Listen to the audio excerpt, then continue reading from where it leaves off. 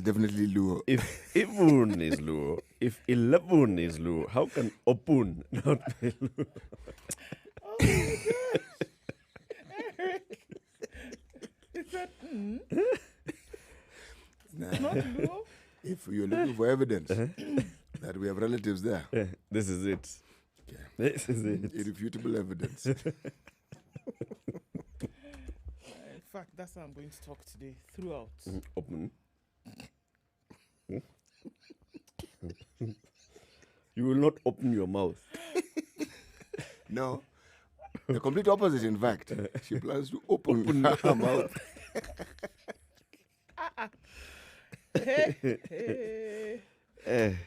Welcome to the show. Wow, we have a lot to discuss today. There's a lot that's happening. Yesterday, the leadership of the Ministry of Health went to the National Assembly.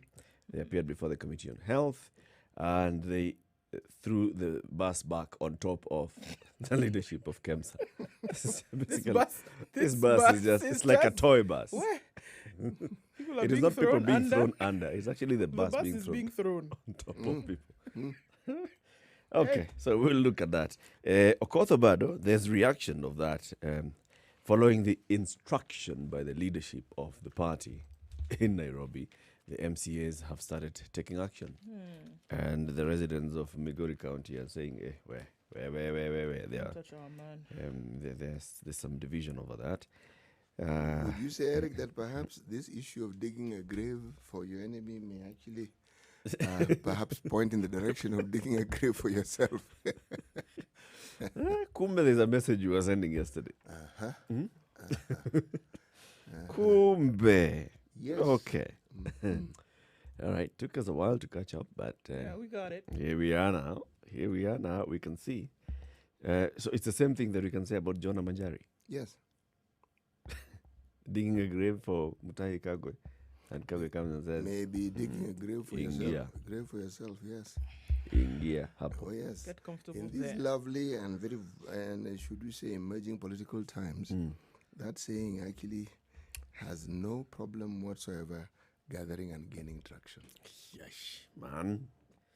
Okay. Anyway, we'll look at all those stories and also look at development funding. We spoke with Ron Yusumba last week about the work that his organization, IGAV, has been doing in terms of looking at how to support innovation, just companies that are coming up with innovative solutions to real-life problems, ordinary problems in the country, and supporting those to either, get into proper business phase or upscale their operations.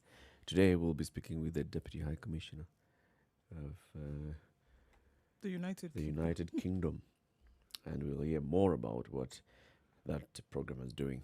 Okay, but let's start where we always begin. So that now that fellow Kenyans was in the assembly yesterday, the work was still left to Dr. Rashid Aman. It was. And what happened to Dr. Mercy Dr. Mercy Mwangangi? She's damn sure. She's You around. haven't heard her telling us. She's not been on the podium for some time, but she's around. She celebrated her birthday last week. She was on did. social media and said, thanking God. Opening For a new mouth year. of praise. Well, 114 cases yesterday is what had been seen in the country, with just 114. Sorry, I'm giving you wrong information. Yesterday of yesterday or yesterday of the Of the day before. Yeah, so the real case is that 4 more The real yesterday. the real yesterday now. 4 more cases of death happened yesterday, with the recorded new cases of 178 of COVID in the country, raising the total to 34,493.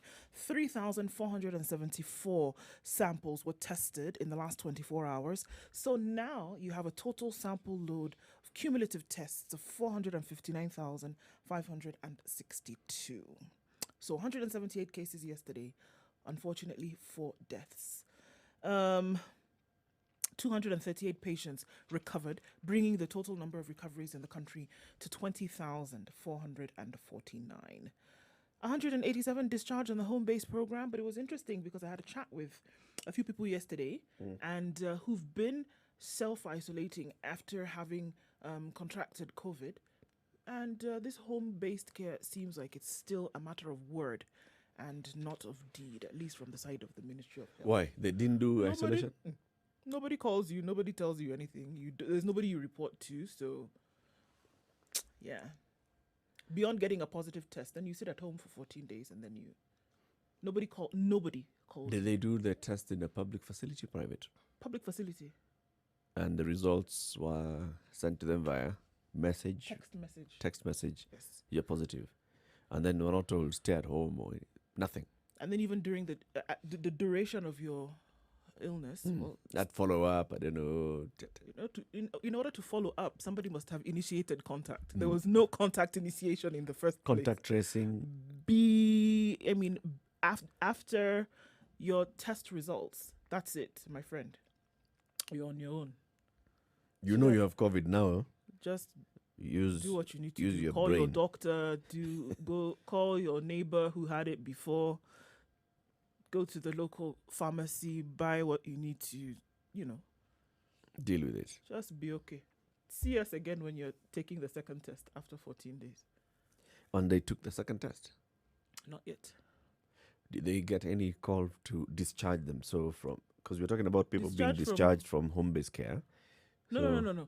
Like now, what CS Rashid Ahmed told us yesterday is that they are being discharged too now from hospital, and they say now go home for another 14 days.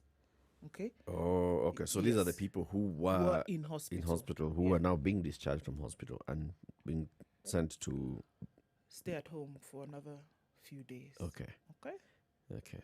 And then after that, you now observe if you have improved, if you're feeling better. Leave like this. Go home. Leave the house. Go back to wherever. Hey. Okay. Telling you, there's a term that Kenyans use often.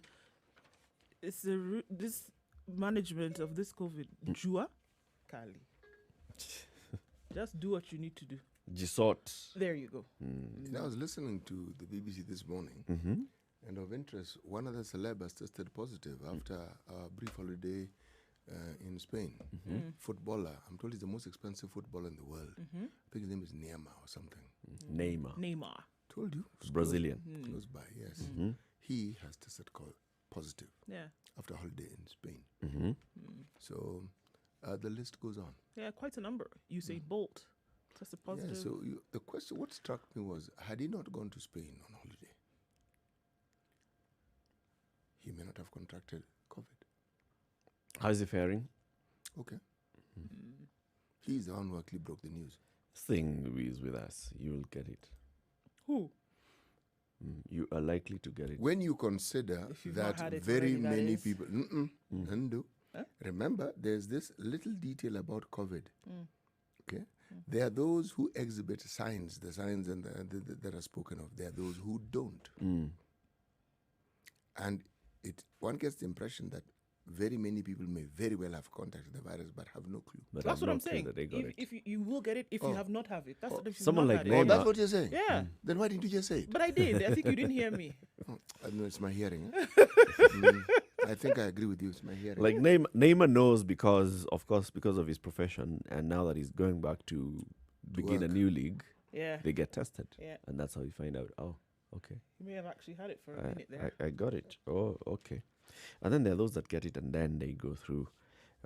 So on Monday we heard from a doctor. This doctor works at Mbagathi Hospital. She's among the first people who were trained on COVID-19. Then she became a trainer of trainers. She went around the country training fellow doctors and medics on COVID-19, what you need to look out for, case identification, management, what you do.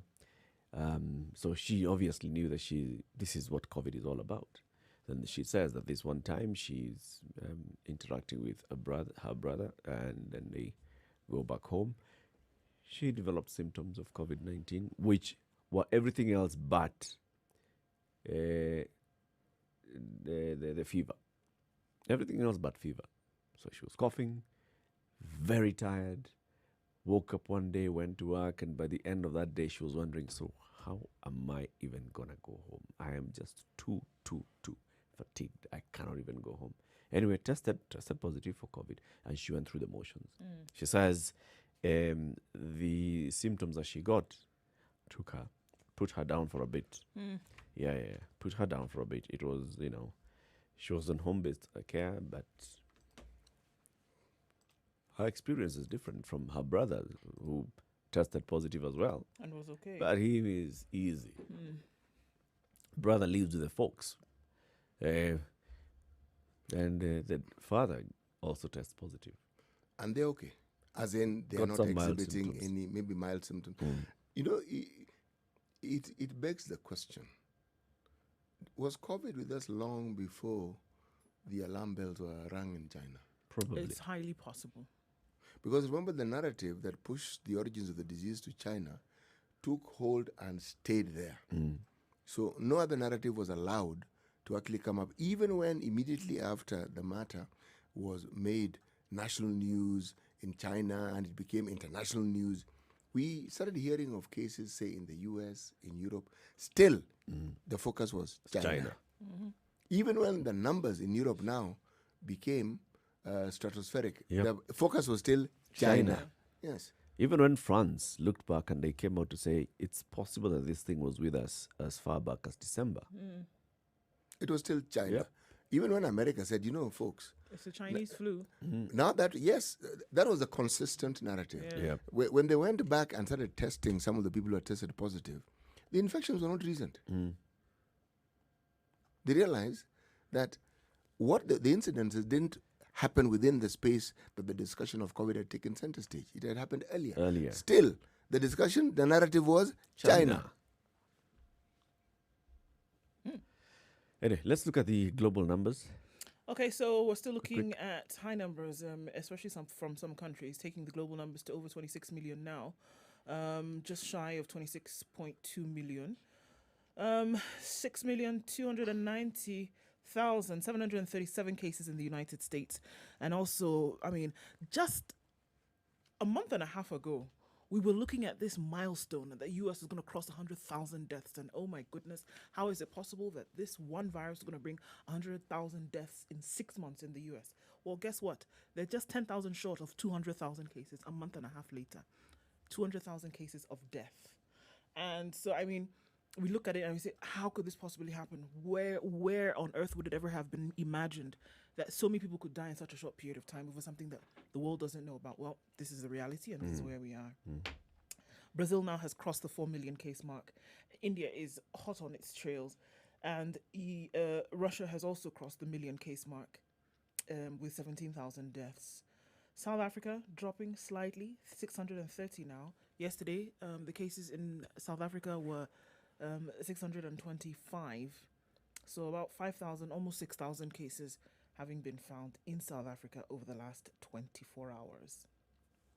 Still looking at increasing numbers in Mexico. Spain, as we've mentioned, is still high up there, having dropped over time.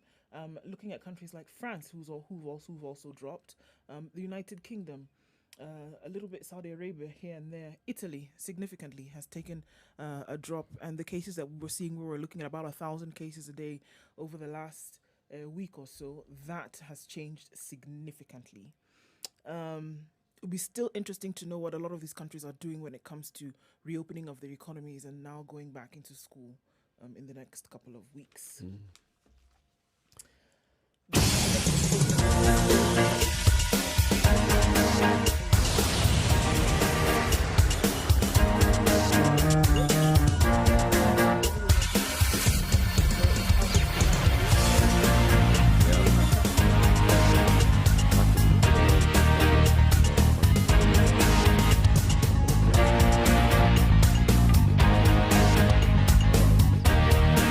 Anyway, let's take a break now.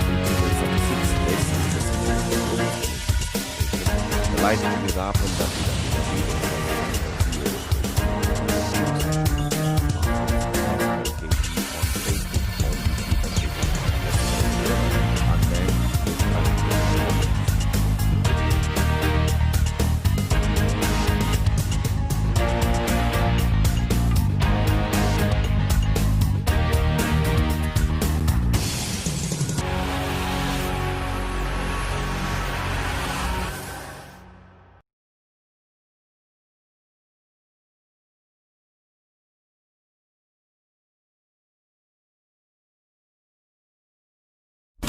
Classic soul, R&B, smooth jazz, neo soul, and nostalgic ballads. Make some noise. Yeah. You're listening to Spice FM.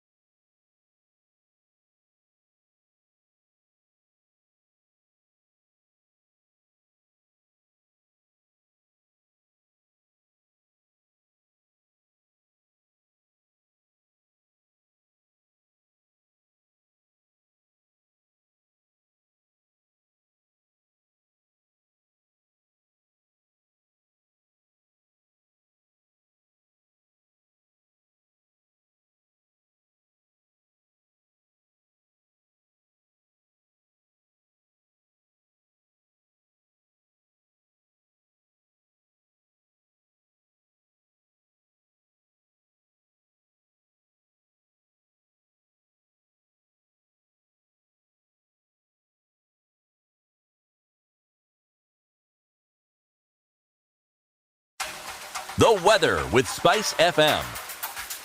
All right. In Nairobi this morning, we're going to experience 12 degrees. Nyeri.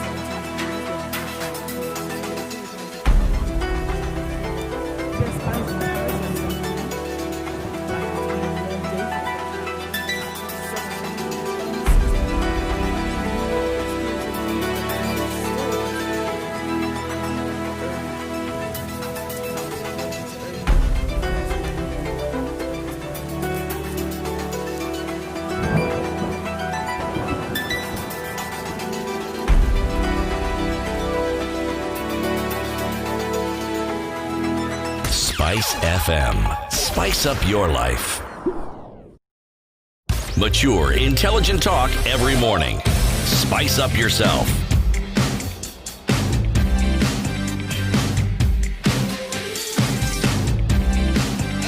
Mornings done right. 23 minutes after 6. Good morning to you and welcome to the Situation Room. Before we look at the big headlines, let's look at today's big proverb. A close friend can become a close enemy. Can become. So you should assume that they are.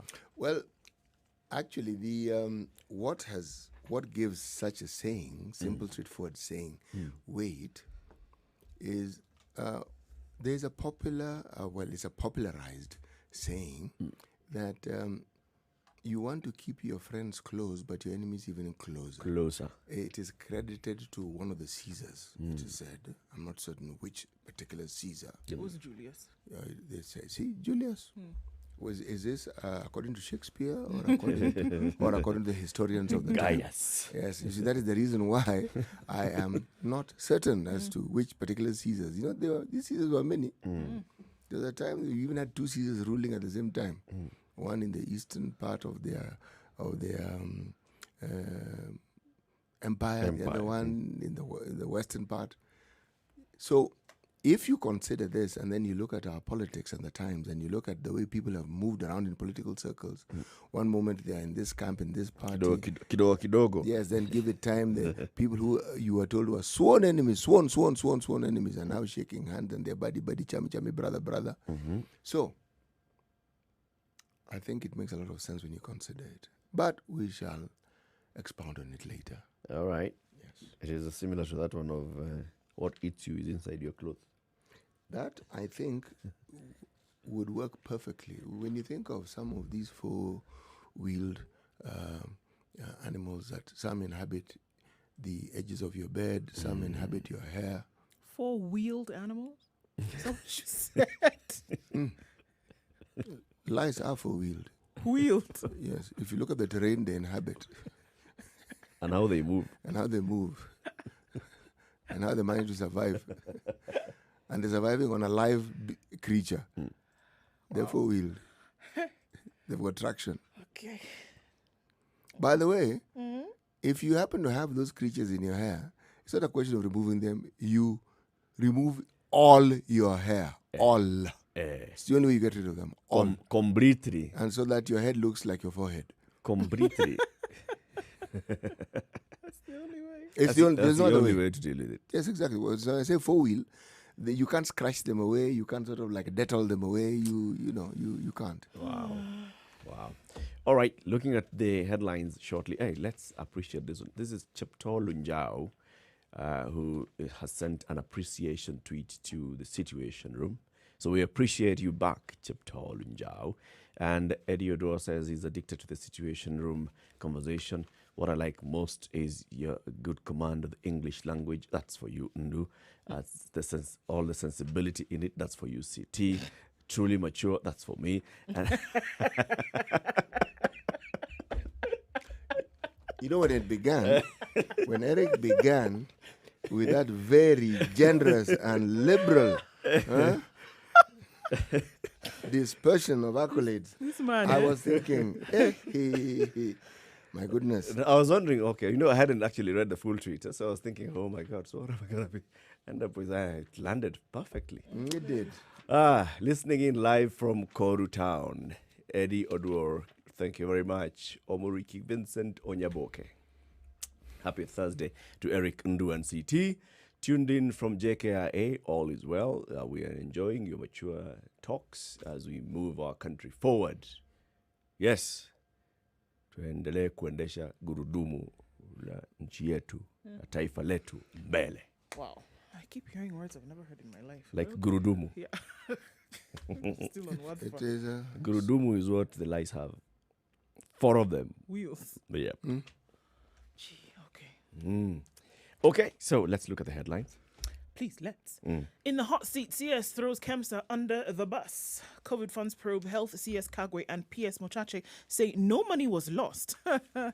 Of course it wasn't. But fault KEMSA over purchase of the COVID-19 equipment. Okay? So it's a back and forth of who said, sounds like playground games now. She did it. No, he did it. So the Transport Ministry also denies that supplies donated by billionaire Jack Ma were sold to private firms in Tanzania. Of course they did. Health Cabinet Secretary Mutahi Kagwe yesterday said no money was lost, graft, but accused the Kenya Medical Supplies Agency of mismanagement of funds by over-procuring health equipment for COVID-19 and inefficiency. Kagwe, who appeared before the National Assembly Health Committee, said KEMSA was stuck with billions of assorted stuff whose prices had fallen by 50%. And I quote, KEMSA currently has 6.2 billion shillings worth of equipment that they are holding in their stores and cannot sell because the prices have gone down. The problem was the agency's failure to find the right balance in procuring the equipment. He exonerated himself of any wrongdoing, saying those accusing him of putting pressure on KEMSA were those who had become casualties of his tough decisions on the operations of the ministry, including the agency. He was named by suspended KEMSA CEO John Manjari as one of the senior ministry officials who exerted pressure for award of tenders for supplies and equipment to support the COVID-19 fight. Can you imagine if it was the other way around? If they had under-procured? Right. And it was not enough. Yep. The question then would have been so. What I don't understand where does the money lost issue come in? That's saying that there was no money lost, right? I mean, yes, what does that mean? Remember what Keraito also told us? What did he Was it tell us? Anglo Leasing or was it Triton? No money has been lost. This is what I need to understand. Because those who say it clearly understand what they're saying. I am the one who doesn't understand what is being said. What do they mean by money was not lost? As in, every shilling spent can be accounted for. In other words, there is no black hole when it comes to there was 1 billion shillings and then they suddenly not. As in, no person was paid for supplying air. Air, as in the maize. But was this previous actually years. the issue? That's what I was going to say, that was not the problem that was being discussed. Was that ever the problem, really? In some instances, I think it came out as part of that some of these organizations had absolutely no capacity and yet they had been paid. Well, talking of capacity, this is something that has actually now come squarely to begin the process of haunting one Kraide. The simple reason that it is said that a childhood friend of his, Brother. yes, David. they call him Kraide. I was wondering. It's okay. It's called Kraide was the police spokesman. Yes. No relation of Muradis. No. Okay. It's Murad. Because a childhood friend of his Was given was a tender. According to what we read in the papers, he was unable to meet the requirements of the tender, so he didn't supply. And that company, Killig, has been mentioned. And so Murade has been brought in to this particular discussion. because he's a friend of He's this a friend, person. and he said, yes, he's my friend. And so- we do business with him. The issue here, though, this is some serious drama. This friend has a surname Gashoka, right? Somebody else with a surname Gashoka, who's a brother of this friend, goes onto social media and says, you know what, my brother is being dragged through the mud because of Murade, because they are friends. He goes even further to say that, just because they did not fulfill the requirements of the tender doesn't mean they were not involved in the murky happenings that are being talked about. So he's basically just saying his brother is involved in this because of his... Essentially, another bus has been introduced in the conversation. I'm telling you, these buses are in. I don't know where they're going to park. Or it's the same bus, Sha. There are enough buses to go around. There are many buses that are being On this used COVID to- matter. Oh my goodness, no shortage. Expect some more. No shortage of buses. Unfortunately, when you see those kind of, very many names being thrown around, nothing sticking on the wall, that's how that investigation dies. That's exactly what I was going It's to on say. its By way the time out. someone says, I That's didn't, it. she didn't, it's there, it's Blah, not blah, there, was oh, not PS there. counts, PS has a that's what I do, that's my job. I put pressure. Somebody says, run it, load it.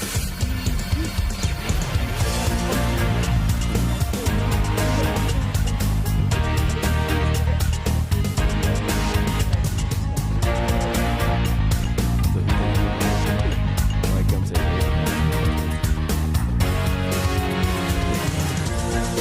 28 minutes to 7. This is the situation. Let's take a look at what's happening in the world this Thursday morning. And then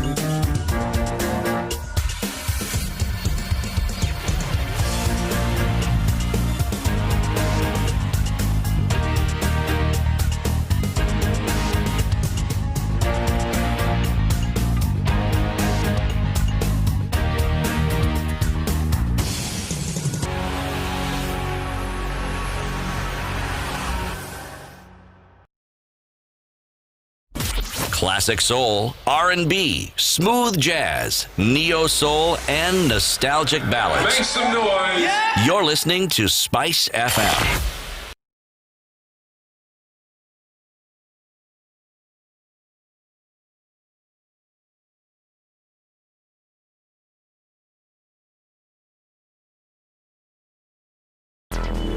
Traffic. An accident right now. There. So as you're from that, you can know direction. You're aware of that. If you're out, you know that it's taking a lot of distance from this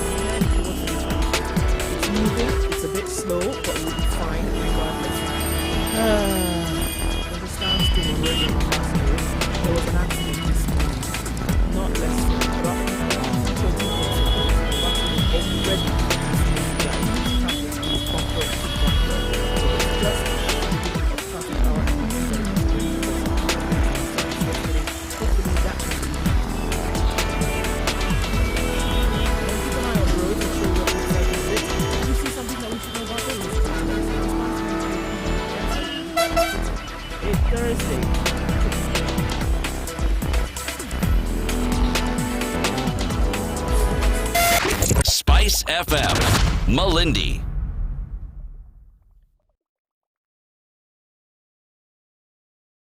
Mature, intelligent talk every morning. Spice up yourself.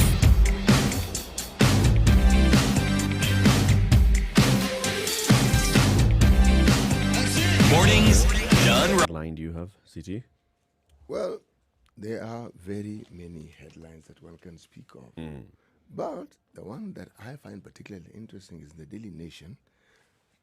The Ramaphosa broom. Now, something interesting is happening in South Africa and in the ANC. You know, when we talk about this COVID millions and billions, we may think that we're the only people who have such problems. Unfortunately, the president of South Africa has had his cup full when it comes to problems that have been leveled directly at the ruling party. And more so, they have been leveled directly, not just at the ruling party, but at close associates of his. Now, just when you think the matter is settling down, it appears that there are two clear factions within the ANC. They are the pro-Zuma faction and the pro-Ramaphosa faction. Surprise, surprise. Yes. But now, what has come to the fore, this is Ramaphosa drawing the line according to the headlines. And he is saying that if you're a member of ANC, okay, and you have been mentioned, remember we talked about mentioning? Okay. You are supposed to step down. In fact, one such person is an MP for a place called Bongani, an MP by the name of Bongani Bongo. Bongani Bongo is a very unique person in the sense that at some point in his life he was also a member of President Mugabe's cabinet, but now he's an MP in South Africa. Just so that you understand. All right. He has been told to step down. Stepping down here means he stops being an MP. Yes. But they also require that when you step down, then you can clear. What I don't understand is they say, so that you can clear your name. So when you've cleared your name, do you continue being an MP? That story is done. Yes. Or do your constituents wait for this particular story? You know, you don't have assistant MPs or deputy MPs. But you remember they have proportional representation in South Yes, they Africa. do. People don't actually vote for an individual, they vote for the party. Yes. So when you stand down, maybe it will just remain vacant. If you're cleared, you can come back Yes. into the same slot that the party had nominated you. But you stood occupy. and you won. Yes. For the MP, you stand. Because the other parties who will also present their... I mean, the party will nominate you, but you have to compete. There's competition. Is there? Yes, there is. For member of parliament, there's competition. No. Eric, if there's no competition, then how on earth do these other parties... How is it that... It's proportional representation. Depending on the number of votes that this party gets in this constituency, then already they have said, if we win, this is a list of the MPs. Not necessarily that C.T. Muga will be the one in Muhoroni, but C.T. Muga will be a member of parliament of this party. So you look at the number of seats, the number of votes that you get, and then you divide them up proportionally, and then you say, so you are able to nominate 20 MPs. This particular party will nominate 10 MPs, will bring 10 MPs into the House. So what you're So saying... the MP does not necessarily, in fact, that's the push in Kenya. The MP does not necessarily represent that constituency. It's not like now you are Moses Kuria for Gatondo South. You are Moses Kuria MP. So then how does the opposition get their MPs? Same way. Same way. So if we went into Gatondo South, right, and around the country, there will be let's say 150,000 votes for Jubilee, and there will be some 50,000 votes for ODM. There will be some 10,000 votes for Maendeleo Chap Chap. Then we'll all combine all that across the country. But essentially, you go politicking for your party. You don't go politicking for individuals. For the individual. Then the party now, once they have once they have gotten the position, the party then now nominates the individual who will fill the spot that they have been. So we have 290 constituencies. We have 290 MPs in Parliament, but there's no single MP who says you represent this particular constituency. It could be assumed that you represent this constituency because you come from that area. So you're the MP from here, but you're not the MP for. Why didn't we adopt this in the Bombers draft? Yeah? There was a proposal like that. Proportional representation was So among the why did we initial adopt? Yes. proposals. Because, in all honesty, can you imagine the sort of heat and negativity we would actually remove from our politics? From politics. There'll be hue and cries, so and so isn't a good representative. But look at the heat generated during election time. That would go. It would go, for sure.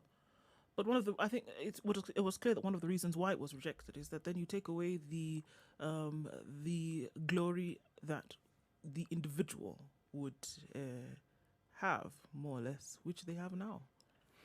But then For you to be on that party's list, right? You have to be a very big person.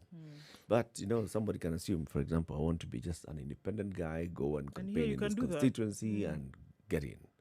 Or I'll campaign on a small party called Tip Tip, and I will still be elected MP for Kibwezi. Even though we have big parties like PNU and ODM and all the rest. Yeah. Well, the executive gathering of the ANC determined this. Is that step down? So, so this gentleman, Mr. Bonga, is just one of several ANC MPs who've been told step down. Why? And he's allied to Jacob Zuma. It is reported that he's allied to Jacob Zuma. You see, what is of interest here, the stepping down here is a little different from ours, isn't it? Because the party can actually tell you to step down. Yep. If the party organs, the Supreme Party organs determine that you should step down, you will step down. Step down. Yes.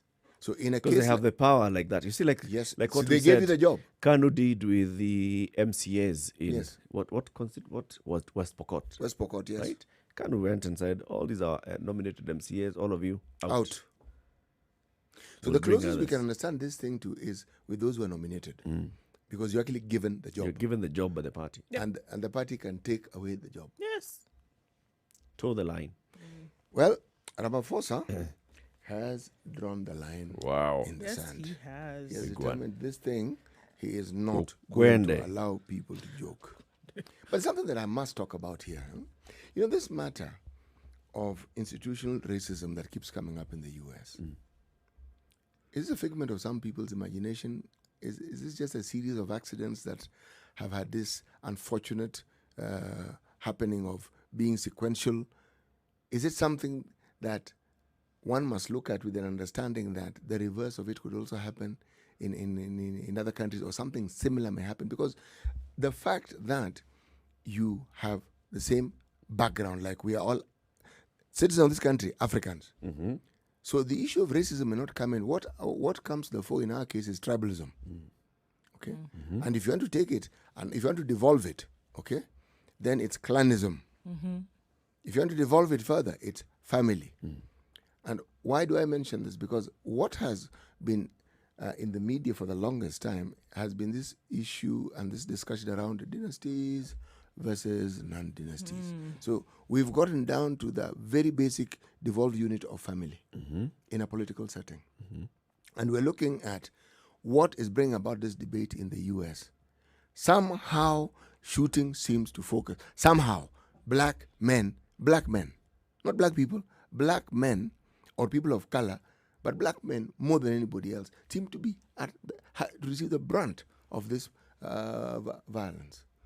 Well, the thing is, I don't think it keeps popping up, CT. I think that it has always been there, but that what is happening now is that people have become more aware of it and are speaking out with more consistency than they previously would. You've never seen this kind of discourse taking place in the United States. You can't compare it with what was being spoken of 10 years ago. But it is clear and it is evident to people now, because what truly is the case is that you have more educated black people at this particular point in time than you ever have had in the history of the United States. And that, truth be told, was the intent, to have as few educated black people in the US because they realized the potential that they had. So the racism was institutionalized. It was not just a matter of, well, okay, let it be between Ndu and CT that we just don't like each other because we're of different color. but it was institutionalized from financial institutions to educational institutions to professional institutions across board. It was that let's keep these particular people of society as depressed, and I don't mean depressed as in depressed as in kept as low as possible, because the chance of them essentially taking over financially, taking over professionally, taking over in the sports world was actually quite high. But the sports world, they took over. It's not that they could. They did. They did take over because it was one of the things that they were then allowed to do because they didn't realize the potential that it had to soar. But remember, you know, it's interesting about consequences, unintended and otherwise. If you look at the manner in which slaves were handled and managed, those who survived were definitely the strongest and the fittest. So you just think of that genetic build-up and the consequences a year later. If you're talking about something that requires physical prowess, they are going to excel. Simply because their upbringing and the manner in which they had lived guaranteed that they were going to be a certain type of people. When we discussed this issue a couple of months back, when the Black Lives Matter movement was gathering steam and momentum across the US and all over the world, I asked this question: do you guys think this is going to bring in the required systemic change? And I was skeptical then. I'm still skeptical up to now. Because since then, since the killing of, what was his name? The first time? George Floyd. How many more have we seen? How many more actions have we seen with authorities against black people? The thing is that I think there's a lot of silent action that's taking place right now in terms of systemic and institutional change. There's a lot of voting that's taking place for things to be reformed in the police force, for things, and still in institutional organizations and across board. It's actually happening. It's just that now the announcements come, they're few and far between, but the push is still there. Why are they silent? When the protest is global and very visible, why would the changes be silent? Why would the reaction to that be silent? Well, I'm saying there's a lot of push. It's happening. Policy is being changed. Where? I mean, it is in the US. For example, it's happening in the police. In the police reforms, they're actually taking place right now. You have people who are voting on those lines now, who are being asked to vote to have some of those changes being made as high as Congress. It's happening. Has a vote taken place? No, it hasn't taken place There you yet. go. But I mean, the clamor for it is going on right now. That's what I'm saying. Clamor is going on. That is clamor. The result is what I am after. It's not going to happen right now. Yeah, and that's what they're saying. It's not going to happen right now. It is going to happen. It's not going to happen right now. The thing is about change is that... See, whenever that conversation gets that thing of it's going to take time, this is the same thing that happened over the very many years. When they were marching onto Washington in the 60s, it was going to take time. When the same kind of conversation was happening in the 70s, in the 80s with the LA riots, it was going to take time. Happening in 2020, and the conversation is, it's going to take time. What time? When did segregation, put the foundations in place. When did segregation end in the United States? It was not something, the walk on Selma, Alabama that you're talking about, it was not that they marched today and then segregation ended tomorrow. Of course it didn't happen one day and then the next. It took time, but it happened. But the reforms that we're talking about, now if it's just about institutional police reform, that should happen immediately. Why are we saying that it's going to happen? You're looking at a system that has in place for hundreds of years. It does not matter. It should change now. Okay. And if it doesn't change now, then they're going to be played. I'm telling you. Because that momentum will die down after this election. Because right now, it's an election issue. So there are sides of it that are, of course, riding this wave because it's an election issue. They want to keep it up there in the public domain, trying to portray, you see, there's this side that's supported by the president, the current president, that's thinking this way. So let's push a conversation in the other way to show the other side is thinking the other way and whip up the emotions so that people can come and vote. Wait, I'm telling you. I don't think we can downplay the resolve of people to actually have this change come about. I don't think that we can put it down to just an election issue, because the issues that they have been dealing with is not something that started with Trump. It didn't even start with Obama. It did not start with George Bush before him. And it did not end. And so it can't be downplayed to an election. The resolve of the campaigners is strong. The resolve of the people who need to take action is what I'm questioning. I brought in this discussion because it's something we can learn from. You see, systemic injustice is something that happens in every part of the world, and it's something that must be seen and it must be stated for what it is. Now, you may think, well, black people in the U.S. were slaves, they were treated badly, but I don't think a true picture is often brought to the fore of what this bad, so-called bad treatment was. In 1921, a place called Tulsa in Oklahoma, something very unique happened. There was a black community in that place. And this black community were very, very, very, very creative. They, within just their own community, they managed to build their own banks. Essentially, they got their own economic setup working, and they were wealthy. Now, so far the story is okay. Then it became clear that they were doing much better than their white neighbors. It was clear. It was theirs, they were handling it, they were managing it. It took one incident that took place in their town, and it was claimed that a black man had either inappropriately spoken to, inappropriately touched. It was a black man being accused of doing something that he shouldn't have done to a white woman. And the reaction was that town, that was a black town, was brought to the ground, and people were killed. That town was an eyesore because everything that had been taught to white people at that time was completely being overturned just by the existence of this town. These people are not supposed to have any intelligence. They were not supposed to be able to do things that white people could do. They were supposed to be downtrodden. And not because they were being sat on, but it's because that was the way they were inclined. They couldn't do these things. In our country, for the longest time, with colonization, it was understood that we could do woodwork, metalwork, manual labor.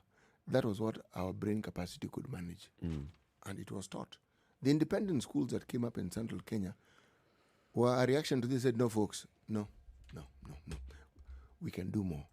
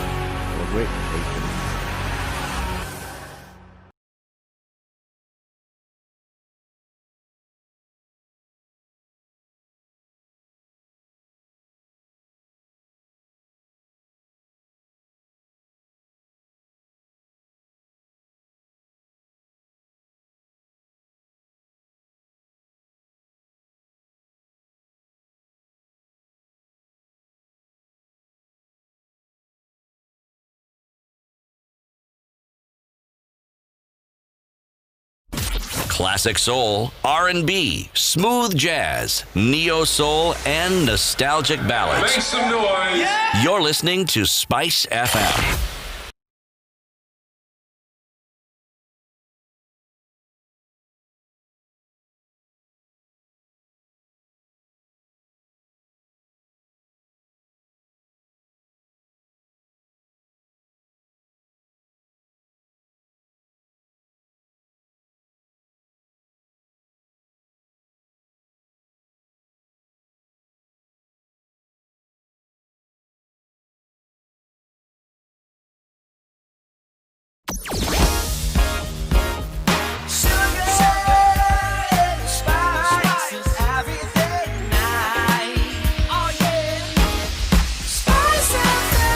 Spice up your life.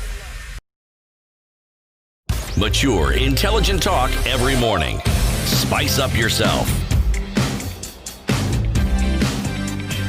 So the conversation continues. We're looking at the big headlines and big stories in the papers today. The state has frozen assets of 9 people who it has referred to as terra financiers.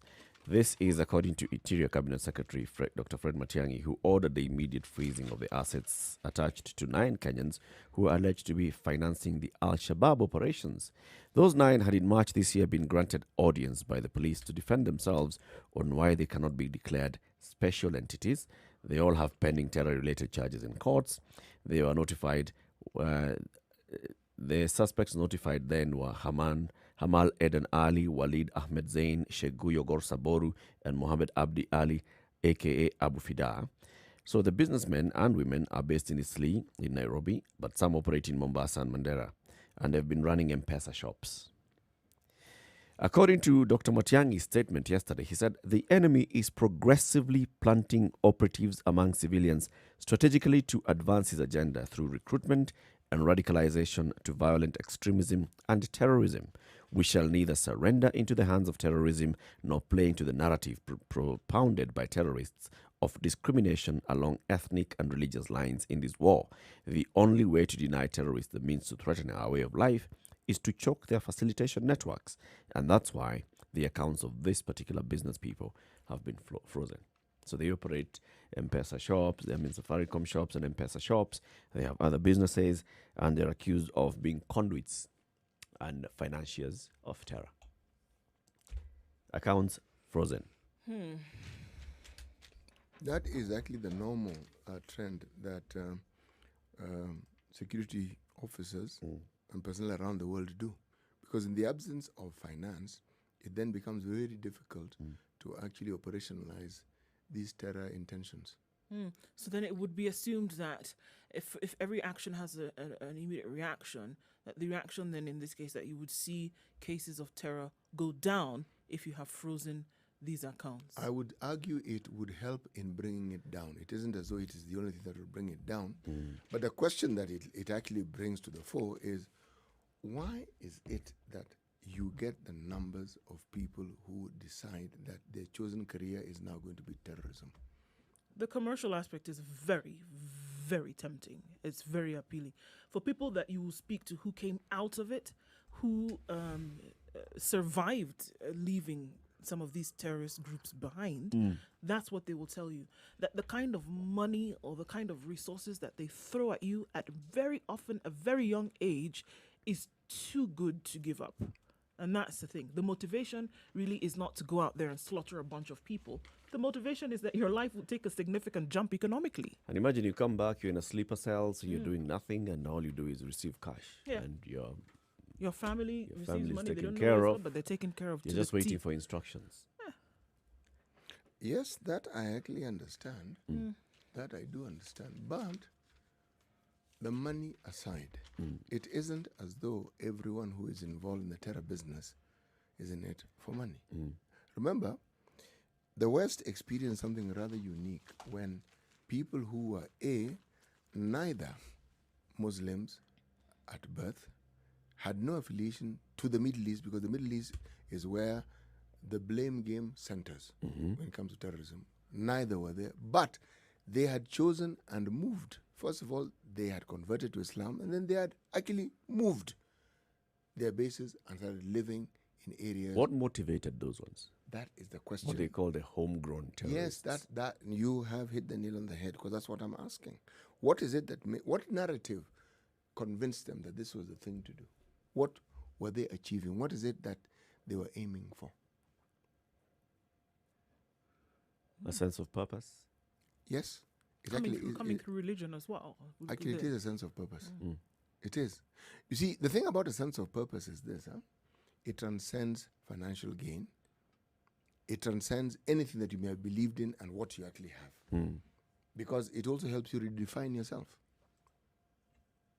And you become someone who...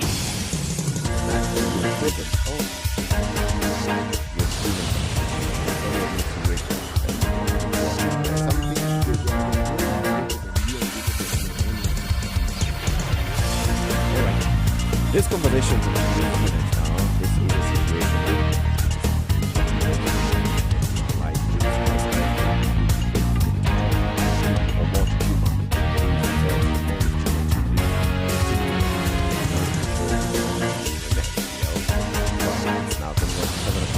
In the next hour, we will look at and the action that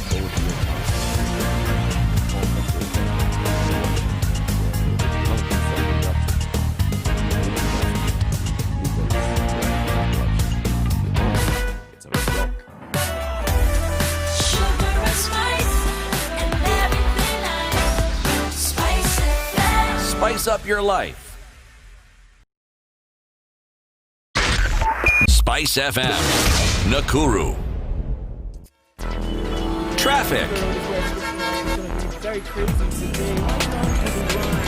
Moving forward. You know that this is happening today at about 6:30.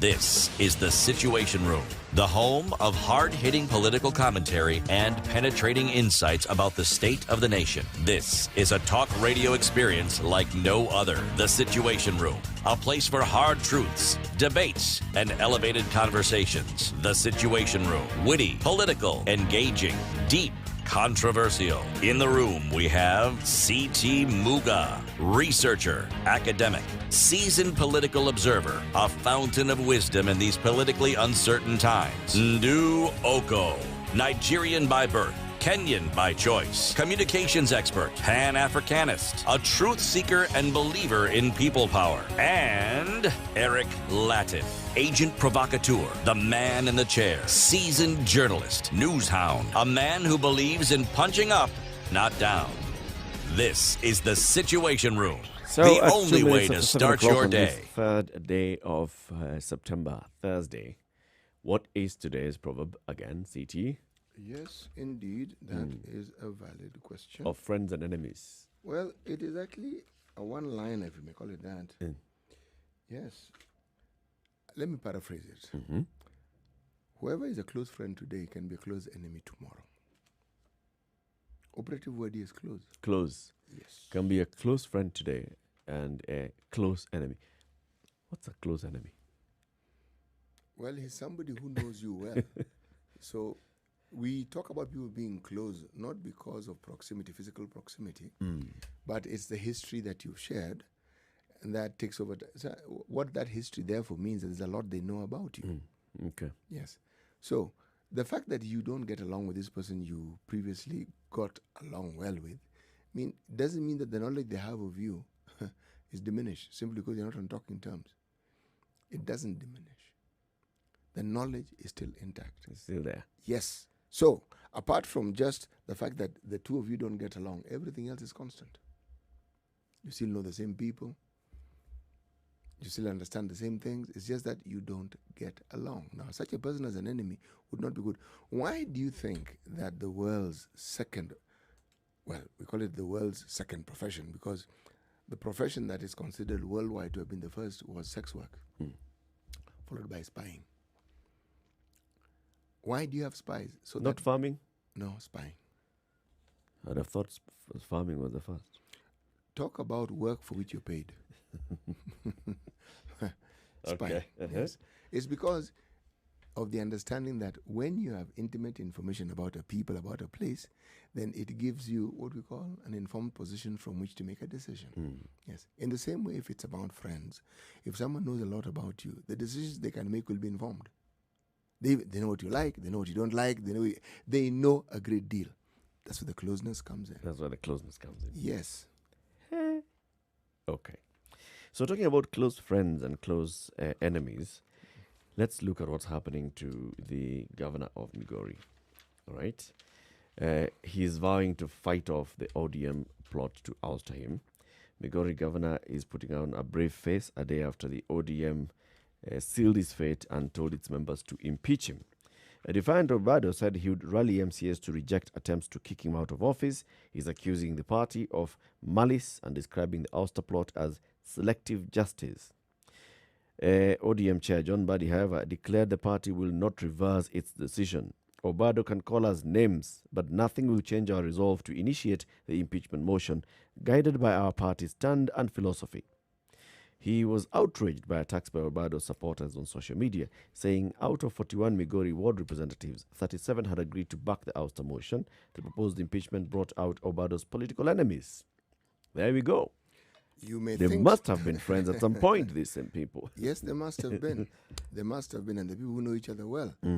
But the party may think what it likes, and it has its prerogative, but it doesn't mean that there are no people who support Obado. Yeah. There are people who support Obado, and there are people who believe that he has been a good governor. Opinions may differ on the subject, but that is usually the truth, is it not? It is. Yes. I mean, you think of any villain or someone who has been vilified, whether internationally or not. Let's talk about, say, some of the drug lords that we read about in Latin America and in America, and whose names we have read and we've come to understand. To assume that they're considered an enemy of the state by the government doesn't mean that people don't like them. No, there are people who actually like them. There are people who are even willing to die for them. Yes. Here we have a case where a governor has been accused of corruption. ODM has raised the bar. And they said, look, within our ranks, we are not going to put up with this. So essentially what they're doing is something similar to what President Ramaphosa is doing in South Africa, except that one little detail here. The South African political system is different from ours. The party can take action. The party can take action and it sticks. The executive committee just needs to meet, make a decision, and that's it. So if you look at what the party is doing, has initiated against the sitting governor, Obado, and asking the MCAs to follow due process, there's, if you've got a case that you can bring up against the governor and you can impeach him, please go ahead and bring it to the floor of the House. And a number of MCAs have already started signing that petition and saying, we are ready to support this to go through. And what Obado is now arguing and saying, look, come on, this is all too much of political witch hunt. Why don't you just let due process take its course in court? Why are you coming? Why is this selective justice? Why am I the only one? Am I the only ODM governor or ODM leader who has been accused of corruption, of abuse of office? As controversial as it may seem, I am agreeing with that sentiment. Because if you're going to take such a stance, it should be across board. It should be that if you're going to cite people for any kind of abuse of office or any kind of behavior which doesn't then toe a particular line when it comes to party, when it comes to government, when it comes to country, let it be that way across board.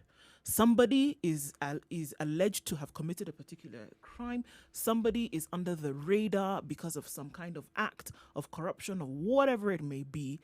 They should be censured at that point. It should not be selective. It should not be that, all right, in this case, we're going to play some politics. It should be across board. Anybody having been seen to behave in a certain manner, which does then not conform to whatever standards that you have set as a party, as a government, as a country, they should step down. They should be put away. It should not be that, all right, well, this person in this case, there was this little issue that, no. it should be across board. So there I agree with him. Now, whether he did or did not do allegations, this, that, the other thing, that's totally different. But on that point, I do agree with him. It should not be just him. There are other people whose names have been mentioned. There are other people who have said to have done 1, 2, 3 or the other thing. They also should have been asked to step down. They also should have been censured. Enter politics. Unfortunately. Yes, and those who would like to give this thing a political twist will go as far back as when we had the coalition government and Deputy President Ruto was Minister for Agriculture under the ODM docket. Mm-hmm. It is said that at that particular point in time, there was the sugar board politics. And at that time, it is said that one Raila Odinga supported a certain gentleman called Saulo Busolo for a certain seat in that board, and one Deputy President, Dr. William Ruto, supported Obado. Obado won that particular seat.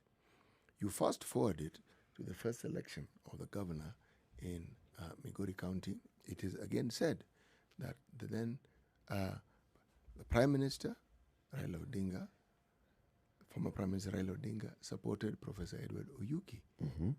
For this is someone with whom they had shared political interests and commonality, and they had even served in jail together with for the political activities. That Raila Odinga supported this gentleman for the governorship of Migori. Again, Obado won that seat. But whenever this is mentioned, the Ruto support isn't mentioned in this particular election. But however, statements that the governor himself was later to make in public, and it's in public record, asking his people of Migori to support him to move and walk and attend rallies with the deputy governor. President. Did I say governor? President. Yes. Tongue in cheek. So, one could argue that, again, like with South Africa, the lines were already being drawn and then drawn in the sand. Then there was a little detail of an ODM office that was supposed to be inaugurated in Migori. What happened then was a drama of enormous proportions because many young men, a goon squad, landed on the guests who were there. Among these guests were Professor Nyang' Nyong'o, governor of Kisumu, Hassan Joho, governor of Mombasa, and a beating was rained on these lovely dignitaries. And the word helter-skelter comes to mind when you consider the speed and alacrity with which people moved in the direction of the road heading towards Homa Bay. Now, that is what happened. So now, if one were to deduce that one governor of Migori has had for the longest time positioned himself as someone whose view and whose perspectives differ from that of the party leader, one would not be wrong. One would not need to look far to find evidence. However, this current case that we have, it isn't the first time that this has been mentioned. He isn't the first governor. He isn't the only governor. What I would like to know is, what are the party rules and regulations with regards to their party members who have been accused of corruption? Or other things. The chairman says the party has a philosophy. The party has a philosophy. And that is the philosophy that they followed to summon the MCAs to Nairobi to tell them, you guys go ahead and lodge this impeachment motion. Philosophy that states what? Zero tolerance to corruption, I'd assume. I don't know, but looking at that, you can basically just deduce and say probably it's actually the philosophy is zero tolerance to corruption. And if a case has been brought against a sitting governor on corruption, then the next thing that we want to do is we're going to support his ouster. When did that particular philosophy come to the fore? I'm sure the ODM party was formed in around the year 2006. So unless... That philosophy was born at that time as well. Yeah, it should have been born at that time. The accusations and their court cases. The governor of Busia, who is an ODM member, has also been in court, is still in court. So Peter Ojamong, the court ruled in March this year that the governor, Ojamong, and 8 others who are facing an 8 million shillings graft case have a case to answer. So if there's a case to answer according to the court of the land, Yes. then why has this individual also not been censured? They and are has in to court, step they are down? facing this. So why have they also not been asked? Remember, to step down? Obado is And not that's in what court. I'm eh? saying. Obado is in court. No. His day in court. Has the court made a decision regarding the accusations? No. In Ojamong's case, the court has made a ruling. The court has already decided that yes, we Yes. shall proceed to Yes. to To full trial. trial Yes. on this particular Yes. matter. In Obado's case, we haven't arrived at that We are point. still at the preliminary stages Yes, of we this are. particular one. And also, it doesn't even matter whether you are talking about a governor who belongs to your party. As long as you have MCAs in a particular ward and a particular county, those MCAs can rise up and say, in the stand of our party, whether we're the minority or the majority, we are going to try and convince our fellow MCAs to support our impeachment motion. Nairobi has very many ODM MCAs. It does. The governor of Nairobi is in court. Have we had any ODM MCA going to try and... Well, we had him the first time when he actually came and told us. We even interviewed him. He came and he was trying to bring forth an impeachment motion. What happened? He was prevailed upon By the powers that by be. the powers that be In the name of the president. in the ODM party to drop that motion. He's an ODM MCA for Makongeni ward. And he was trying to bring forth an impeachment motion against the governor of Nairobi. You know what is of interest? Is this. I would like to understand when this particular philosophy was enacted. This And what it- philosophy is like this. And what it actually states. Because it can't be that there's a, there's a verification to it. If it's something... It can't be that a philosophy is born after action. It can't be. Then Well- you say that we acted this way, but there was a philosophy. It would be very interesting to see And if it considers many other things. For well, example, the if- relationship between the person and their ranking in the party. if this philosophy existed, then we should have seen the application of such previously. Because like CT said, this is not the first time government. It's not the first time that it's not the first time that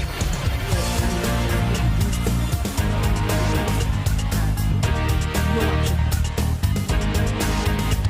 So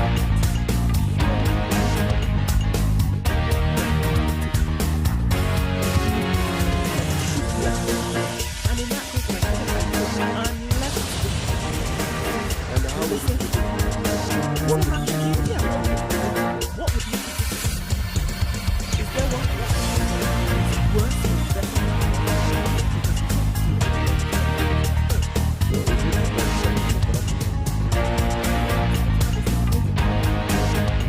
17 minutes after 7, let's take a look at the weather and continue. Or is it too short?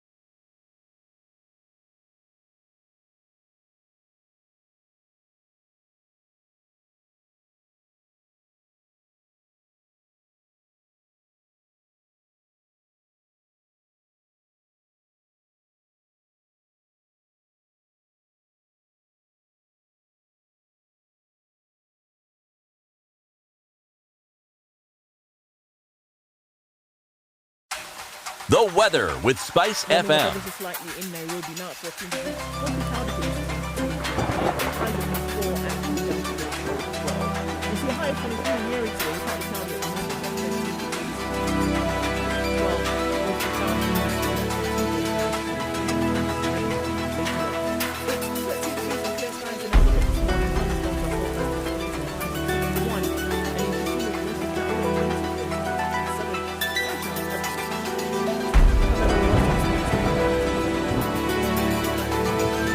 It's mostly sunny in Mombasa. In the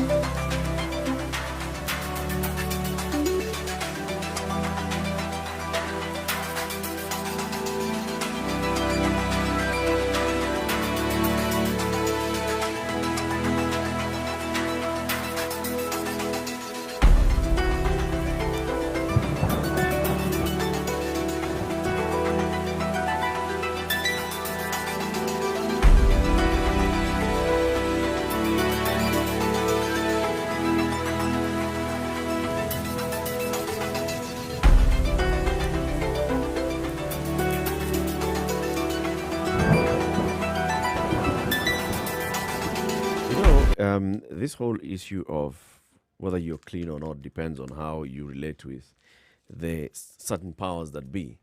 Who says? Is rearing its head again. This was the conversation that was happening around the time when leaders were trooping to the former prime minister's office in Upper Hill, and then they were like, all right, so if you go there and you're facing corruption charges, nothing's going to happen to you if you go and bend the knee. If you don't, if you're on the other side, maybe you're following the Tanga guys, you will face the music.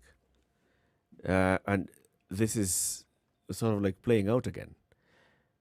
Like you told us, Okoth Obado has come out publicly to say, you know what, I'm aligning myself this way. The deputy president, the yes. deputy president, and I'm asking you. Immediately there's charges against him. Immediately there's action being taken by the party. And clearly, if a majority of MCAs go with that motion, the case will go to the Senate. Actually, the utterances and what has happened, it wasn't immediate. He said this a while back. What I'm saying is that if you look at that history, it lends itself to what you're saying.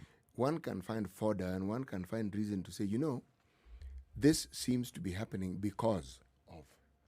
Now, the reality is that the ODM party is at liberty to conduct itself and its affairs in the manner that is fitting and in accordance with whatever rules and regulation it has. After all, it is a legit party. It has members. It has a way in which it manages its affairs. My problem here is that I don't know where this particular action that was taken fits in. Because if it is, as we are saying, it is being touted as a philosophy, then the question you would ask is, okay. When? No, let's start from the very beginning. What's the threshold Yes. for the application of this philosophy? Philosophy, and is it documented? And philosophies, can they be born at any one time? Anytime you like. Yes. Come up with These any are questions which, if I to suit your action. if these questions are responded to and it is clear that indeed, apart from just having the powers, it's something that is part and parcel of the way they do things, the questions won't end. More questions will have to be raised. Because Yeah. we'll say, okay, why don't we then look at other members of the party Yes. who have had issues as well? Yeah. And let us see whether this philosophy applied to them as well. Yeah. Was there even a move to censure them? Has there been a move like that to censure them? And we are talking about what they have done while in office in terms of abuse of office. Let's even leave alone other things that may not necessarily be about their handling of the office that they've been given. For example, the case against Babu Owino, we can say, okay, so that is his personal life on his personal side and what he's doing. Maybe the party may find this rope to be a little longer. But the ones that are kind of close, like you're saying, Governor Ojamong has a case in court right now. He does. Court has already said we are proceeding to full trial because they have a case to answer. It's 8 million shillings. And this Maybe it's the amount that is the threshold. No, Maybe 8 million shillings is a small amount. the weight of the if you case. went to about a corruption 10, case. 10 million and above, he could have faced something. Or the weight of the case. But then it all boils down to, what does the rule book say? What is the rule book on discipline with regards to such matters within ODM? What does it say? Because that is what should guide these actions. But on the other hand, if the rule book also says that they can from time to time determine what is best for the party, Yep. then again we will say that is fine. That is how ODM has determined to handle its affairs, and the rule book says that from time to time they may be determined. So this particular issue could easily fall under that category of things that from time to time are determined so that the party can manage its affairs. They may have a code of ethics, I'm sure, and that could leave it as grey as possible. You shall conduct yourself in a certain manner to, advance the interest of the party, to ensure that there is nationhood and good governance. All those open-ended statements. Well, And the application of it is not really penned. Just like we saw when we were talking to Charles Nyachai yesterday, we have a law on leadership and integrity. We have a law that talks about how a leader shall conduct themselves, the principles of good governance. We have a law, but that law is so open-ended that, the application of it is It's neither here nor there. That's what I'm saying. And when you leave something with it's peppered with such ambiguity, you'll be like, oh, all right, well, it doesn't really matter. But now what it does is that it then is fodder for anybody else who wants to be speculative and say, you know what? Then based on what he may have said a couple of years ago, or the manner in which he carried out himself, or the things that he said, he's being punished for it today because a perfect opportunity then has been presented to punish him in that way because of things that he may have said or alliances that he may have been seen to be participating in.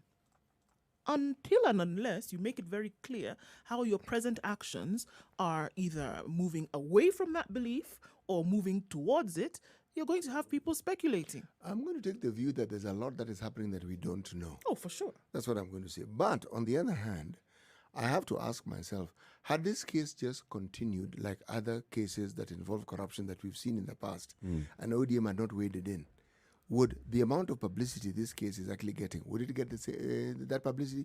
In my view, no. No. So what has actually happened? A new discussion has been brought into to the fore. It was Obado, charged with corruption. His children have been brought in. That was the discussion then. Yep. ODM comes in. Now, the corruption issue isn't even being discussed as much as... It's not even the corruption case that's being discussed. It's now a party. ODM and the politics. It's a party. I mean... So the party is basically just stealing the limelight here. So if indeed there is a bigger plan than one which us simple mortals don't particularly understand at this particular moment in time, then, well, the party again is at liberty to conduct its affairs in the manner it sees fit. But this particular action, unfortunately, raises more questions than it provides answers. Let's hear from Wilberforce, our caller from Nyamira. Good morning, Wilberforce. Good morning, Eric. How are you? Long time, I miss you guys. Yeah. Hi, Wilberforce. Long time, Wilberforce. How are you doing? Very fine city, very fine indoor. What do you think of I what love- we are seeing now happening in Migori, Wilberforce? I wonder why you're shocked, Eric. Uh-huh. You look so shocked, eh? You can see his shock. Are you not shocked? No, I'm not. Why? I'm not because I've grown up with this thing since I began seeing the light. Someone asked, when was ODM born? It was born in around 2006, 2005. When was this philosophy born? As Indo is asking. If this philosophy was born with ODM, were you guys here when one Ali Hassan Joe had issues with his certificate? Yeah. Did anyone tell him to step aside? Just step aside until we see a verification? The answer is no. Were we here when the molasses plant of Kisumu stories were coming up? I think that was around 2010, some years back. The molasses plant, the story of the molasses plant. Has anyone ever stepped aside? The answer is no. Today, someone is giving a good example of one hospital of Jamong. What I want to say in short is this. There is a song I've always sung since I began calling Spice FM. That Kenyan politics do not have a democratic space. The moment you speak against me, the moment you walk against me, and I am in some office, then what I'll do is to give you the punishment. So what's happening in Migori right now? Obado, as you just narrated a brief history of his relationship with the ODM party leadership and deputy president. To me, what is going on is he's just been shown that the people are more powerful than whoever you think. And that is why, if it was a philosophy, my friend, it is just a few months ago when one Guru was supposed to be judged with corruption. Who were the first senators to defend her in the House? Was there a philosophy by then or not? Yeah, well, Someone has mentioned the Babu Winos case. Listening to you, then Wilberforce, it sounds like you should be shocked. You should be shocked that there is action being taken now, whereas no action has ever been taken before. Do you know I'm not being shocked? the reason why I'm not being shocked, it is because we are now seeing it as if we didn't see it before. You said about Moshe Mmoja. And I told you one time when I called you guys that the moment the issue of the handshake came up, and you seem to sing a different tune, that which may not be where the party leader, ODM party leader, is unable to dance. Then you told hiyo wimbo toa kwanza, weka hii ingine. That is why everybody ganged against Ferdinand Waititu. Okay. That is why you'll see that when Anne Waiguru was brought before the Senate, she was defended so hard by the ODM leader. Then, just last week, is it even a week ago? Who spoke about KEMSA and why we should wait for audited report? The leadership of which ODM. will take several ages to come. Is it not the ODM party through the Secretary General, Edwin Sifuna? Can I ask a question, at Wilberforce? Can I ask a question? What you're saying is truly interesting, but does it therefore mean? Does it mean therefore that if these individuals, as you say, were defended, did they not then have a case to answer? Because you can't defend something that doesn't require a response, can you? No, you can't, of course, defend something without a response. The answer is they should be having, or they should be having cases to answer. That's what I'm saying is, City. Yes. I'm only against the double standard that is being played by the ODM party through what they are now calling a philosophy. But you see, we are asking that. Is it really a double standard? Maybe it is a philosophy. Maybe it is documented. Maybe it's a philosophy that we had with last week. There is a code of ethics that gives them room to do that. By the way, they are within their rights to conduct their affairs as they see fit. We just don't have information, or we don't have evidence of the existence of these things. But there may be maybes. Yes. No, City. Yes. City, how many maybes have you said? I've just begun, actually. Okay, there are many more. Maybe to he's come. yet There to are finish. Many more maybes to come. Yeah. The answer is if something is a right, you are right. Article 24 of the Constitution, your right should not infringe over my right. Okay. Let's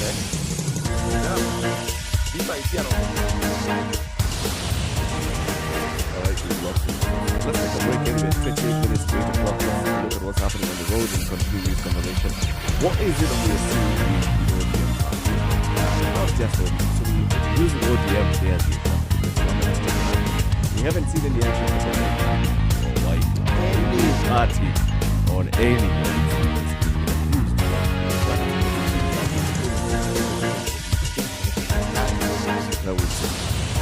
Good morning. It's a situation on this kind of previous conversation. I think when we come out of this break, we'll be speaking to an independent that will be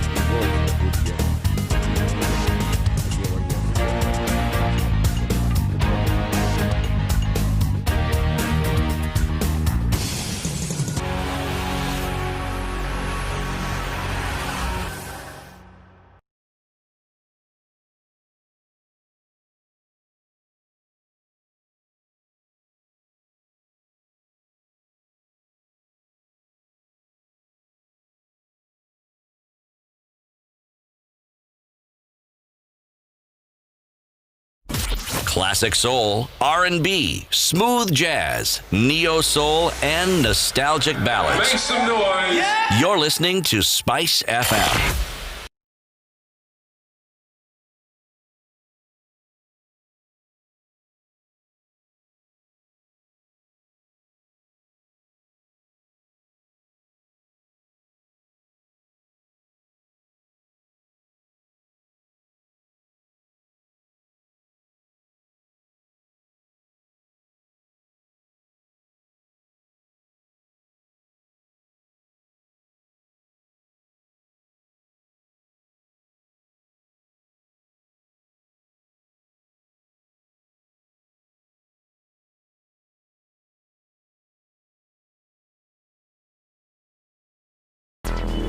Traffic. Just train your leg, just look at another vehicle has up the Shell station. Some of us will take the pick on which traffic jam. Right now, the long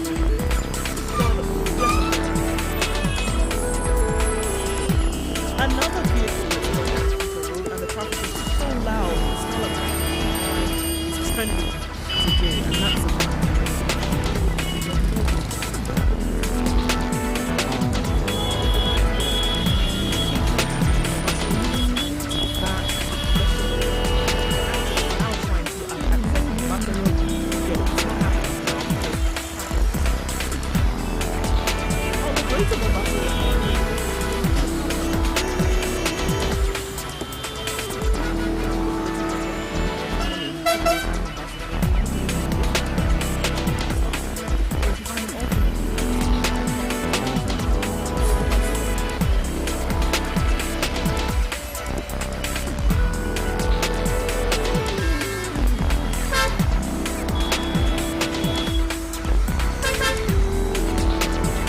Mature, intelligent talk every morning.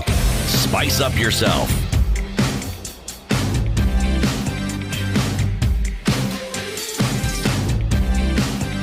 Mornings done right. 94.4 Spice FM, Nairobi. 24 minutes to 8 o'clock. It's a Situation Room, Kenya's biggest conversation.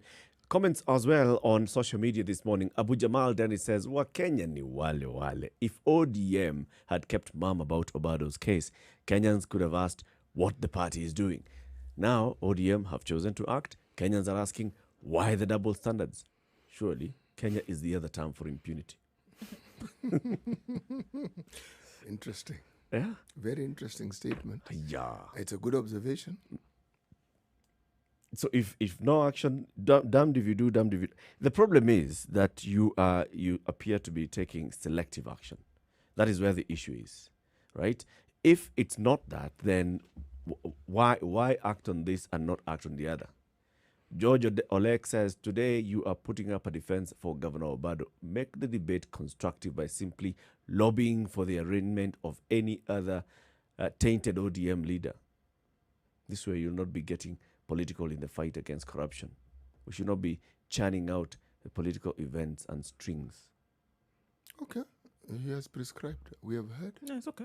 But that's exactly what we're doing. That's exactly what we said. And that's what we're I said. saying action against Obado, everybody. action against Ojamong. Mm-hmm. Ojamong's Everybody. case is still ongoing. Take action against that as well. And actually, while you're at it, why don't you go to the counties and ask yourself about other officers or political officials who may have been caught up in the same dragnet?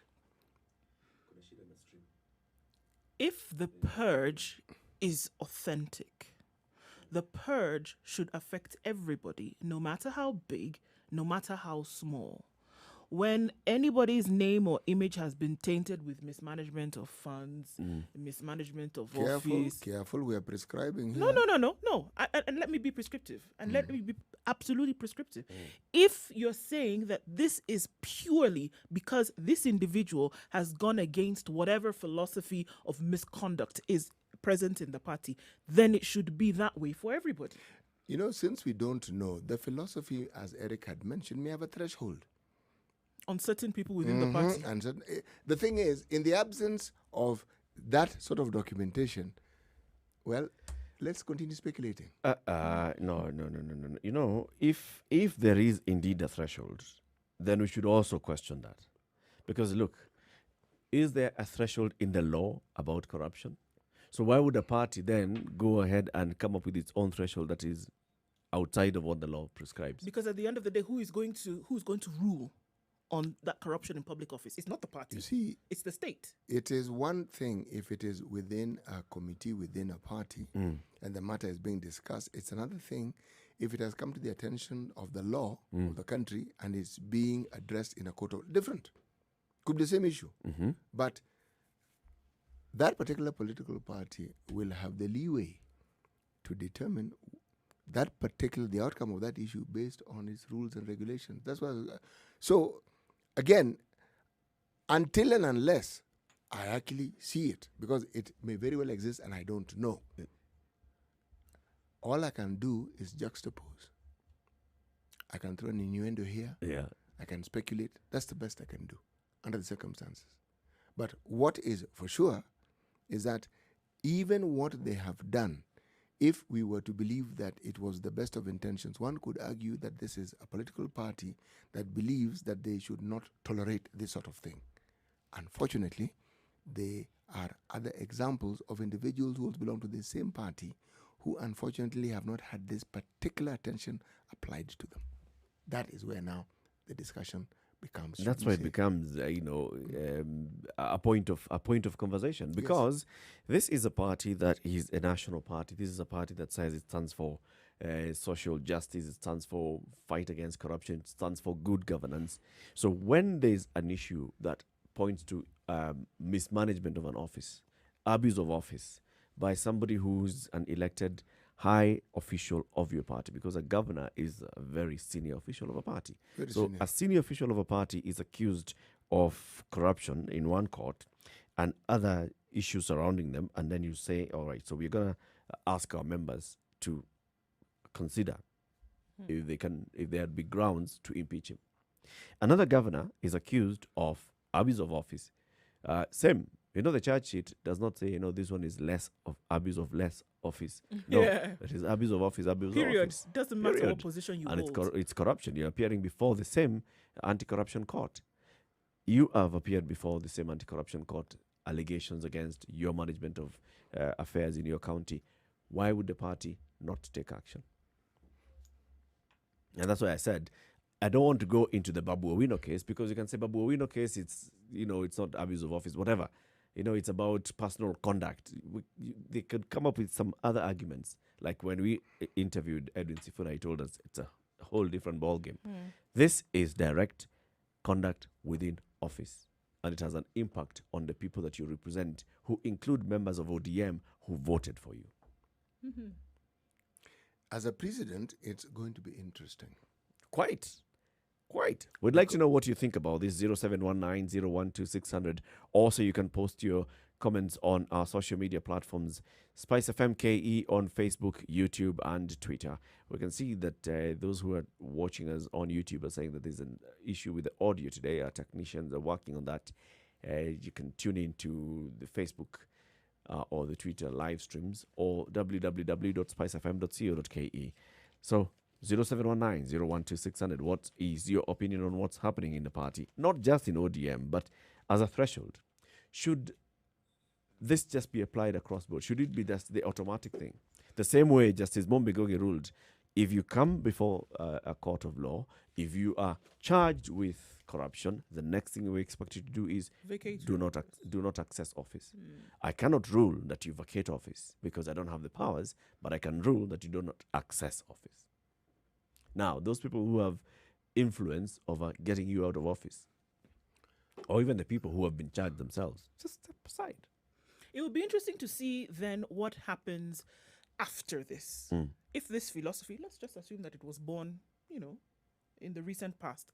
It will be very interesting to see, because what happens after this, and anybody else's name who would be mentioned in cases of corruption or allegations of misconduct within office, which is then against the state. It would be very interesting to see what the stance would be against such individuals. Because if this sets precedent, because we've not seen anything like this before. We've not seen anything like this before in the country by any political party in the manner in which it's being carried out now, right? Now, if that is the stance that party has taken, anybody else who comes after this, because I don't think corruption is going to end with Obado, right? Anybody who comes... Corruption accusations will end with this. The allegations and accusations, these are not the last that will happen, right? It will be very interesting to see what is then going to happen in the future. With anybody else's name who is mentioned, anybody against two allegations are going to have been made, or against two charges are going to be brought up. I would be very interested to see what kind of action is going to be taken against such individuals. Bernard Otieno is calling in from Oyugis in Homa Bay. Good morning, Bernard. Good morning, too. Bernard, how is Oyugis today? It's fine. Hatukusikii poa. Yes. All right. What do you think about what's happening now? What's your opinion on the conversation we're having? According to the politics of Kenya, I think the alien is doing their part, because there's an issue with your line. There's an issue with your line, Bernard. Let's see if we can get you on a clearer line. Try calling on a clearer line and see if we can just put you on air. That's Bernard Otieno calling in from Oyugis. And we have our friend Yegon. Yegon, good morning. Yes, good morning, Eric. How are you? How is Matu? Matu iko salama though. I'm on my way to Hey. Embu. Boss, you said you'll be there for 3 weeks. Yes, when you were calling me last time yesterday, I was taking someone to Embu, Okay. and this morning we have a blessing. Anyway, back All to right. the topic. Back to the issue. Yes, so the issue being taken by ODM, I support it. But it should not be applied as in a double standard, but to all the individuals at the same level. Because when the party takes over the issue of corruption matters or make its own elected leaders in their party Yep. to work for the people, that will at least help the party to help the party in being in the next re-election. That is, the people will see that this party is loyal to the people. It serves the people. It serves the people. So whenever the party keeps silent on it, now hapo ndio unasikia jama imekufa, jama iko na corruption. Yeah. Yeah. Good point. Thank you, Egon. Thank Honorable Shakil Shabir, good morning. Good morning. How are you? Fine, thank you. This is the Kisumu East MP. Yes, I am one of the founder members of the ODM party. But now you're an independent MP. Yes, Hmm? that is the point. The issue is that the party itself is based upon some sort of philosophy. That philosophy at the moment is based much upon what is the philosophy around the leader Raila Odinga. Mm-hmm. Explain that. What do you mean? You see, look, where do we start from? I was a member of LDP. Mm-hmm. I was a member then Kanu Swallowed then you. when Raila moved. Yes. Mm-hmm. Then we moved to there was NDP, there was LDP. Yeah. And we all moved where with the leader. Yep. So I think one of the basic things that we have as a party in Kenya, parties, is they're led by a person, not by a philosophy. So the person's philosophy is the one that now depends on the philosophy of the party. I'm talking about, let's say, Labour Party in the UK, the Liberal Party in the UK, the Conservative Party in the UK. They are not led by one person. They are led by The system. a set procedure, that system. Until that system is put into place, and it is now beyond the person, then that party can say, look, then that party starts working within certain steps and rules. So are you saying that as a Now- founder member of ODM, you're not aware of this standalone philosophy? Huh? You're not As a- aware of a standalone philosophy that could be getting No, applied here? the idea, the principles, the ideas are all there.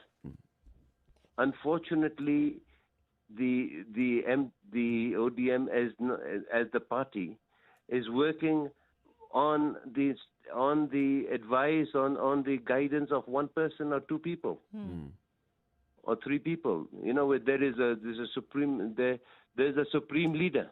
Do you understand me? Yep. Yep.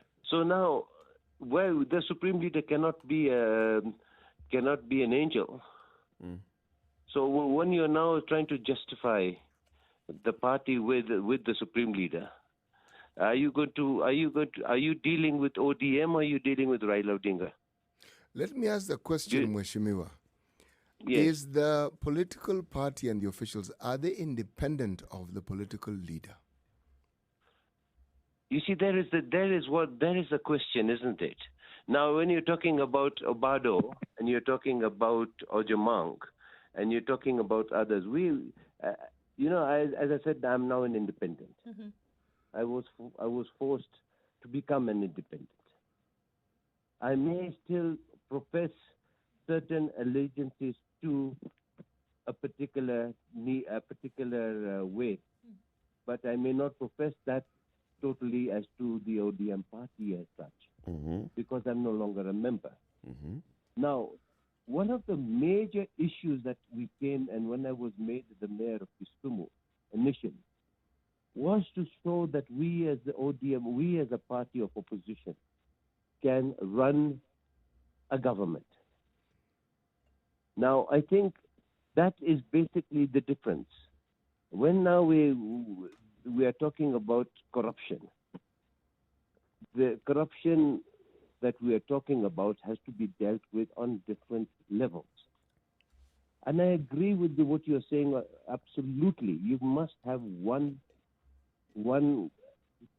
slide rule that will decide as to whether the party is going to take action or not. I disagree that people should have been called to Nairobi to be given the way ahead. Yes, I disagree with that. But unfortunately, sometimes this is what's happening, because you have so much going on at local level that doesn't work. And if the party is now trying to sort itself out, which I hope they do, they're still one of the strongest parties in the country. Do you see what I'm trying to say?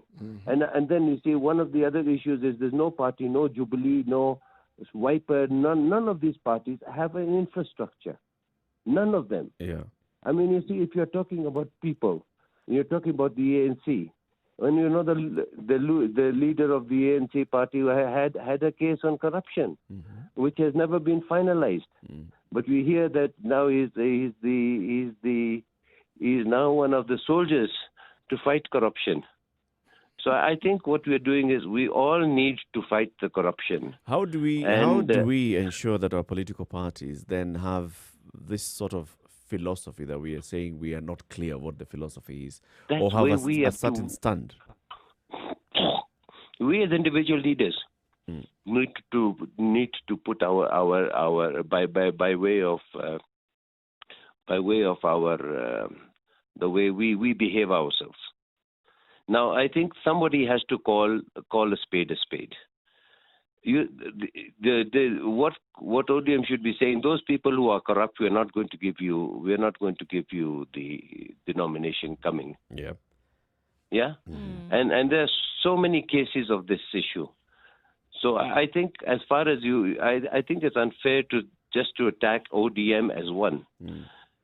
We want to go and talk about Jubilee, or what happened with our friend YT2. Yep. Then we want to talk about Jubilee, what's happening with Sonko. Yep. Now, you put it in perspective. Oh, Jubilee. You're jumping only on ODM. And as I said, I firstly said that I'm in no position to protect ODM, to protect ODM or to answer for ODM, because I'm not in ODM, unfortunately. Well, that's the thing. From where we're looking at it at the same time, whether it's ODM, whether it's Jubilee, whether it's any party in the country, whether it's any political movement, if they're members of your party who seem to be or have been accused of, there's certain allegations against them. I mean, where I'm coming from is that it should be very clear where the party stands on this. And it should not be that there's some sacred cows within said party that would not get a lashing or any kind of censure because of their position, but that everybody operates. Hello, I interrupt you. Hello. We can still hear you. Hello.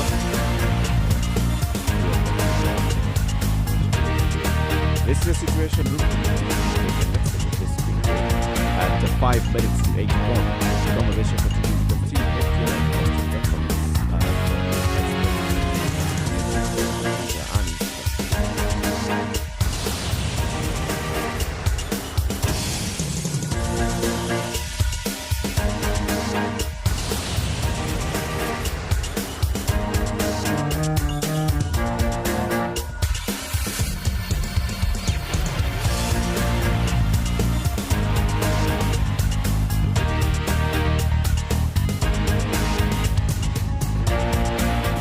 Classic soul, R&B, smooth jazz, neo soul, and nostalgic ballads. Make some noise.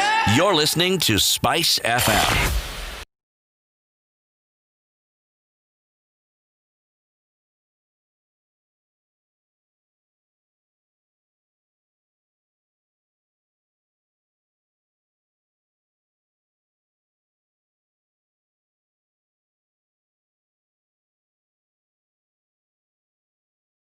Mature, intelligent talk every morning. Spice up yourself.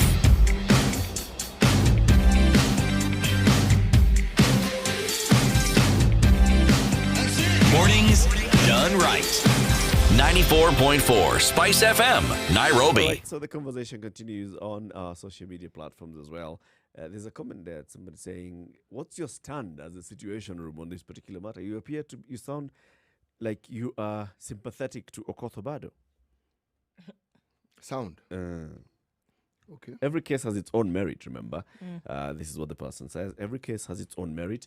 Remember, he is also answering to another criminal case in court. You know, political philosophy is also known as political theory. Mm-hmm. Okay. And one of the things that you study when you're studying this is, apart from politics, you study liberty, justice, rights. Now, the moment you introduce, because these are the pillars upon which, should you say, the statutes that govern parties are erected. So they have to be questioned from time to time. Yeah. If you bring in the discussion, we didn't bring the discussion on philosophy, it was brought to us. So all we're doing is ensuring that we ask, tell us a little more about this philosophy. Yeah. And you know what? This move, let's just be very clear about this. This move is touted to be historical. The first in history. It is. It's never happened. Never happened in this Ever, country. ever, Never happened in this country And by which another country party. Where has it happened? So And it, if so it cannot be applied retrogressively. No, no. What's that word? Precedence, Baba. Yeah. Precedent setting. But we It can't has go set. back. So now, because we are So doing it's kind of like what we now- were speaking last week about, the constitution in a certain country having come into place, or certain laws having come into place where you already have a sitting president, right? So then that term will not be counted as having been served. So it's essentially what we're saying is that this precedent that has been set, anything before that will not have been taken into consideration. However, moving forward, with this one, anything that should come after this, that's what I was saying. Very interested to see what will happen in the future, because corruption allegations and corruption accusations will not stop with this. Right? So moving forward, if it is precedent setting, then you should see each and every individual for which an allegation or accusation has been made should also be privy to this same kind of treatment. You see, the problem with the discussion such as the one we're having is every time you mention ODM, someone hears Raila. Yeah, and then the emotions go through the roof. And you mentioned ODM. Okay? But somebody has heard. That's what they hear, Raila. Yes. And you've mentioned ODM. But even Shakil Shabir just told us. I mean, It's the character, it's the this individual. party is more of Raila. All. And that's why he's saying he moved. When he was Kisumu mayor, they were in NDP, they went to LDP, they went to ODM. I mean, it's following where Raila goes. Just the same thing. If you look at today's page 5 of The Nation, there's a photo there of 2 MPs. And this is Sudi and just look at the caption. Page 5. Sudi and this Didmas Barasa. Didmas Barasa. Read what Sudi is quoted as saying. He says, even if he forms a party called Sufuria, They will follow William Ruto wherever he goes, even if he forms a party called Sufuria. So whatever that party, even if you come and give it the Progressive National Party, Republic of Kenya,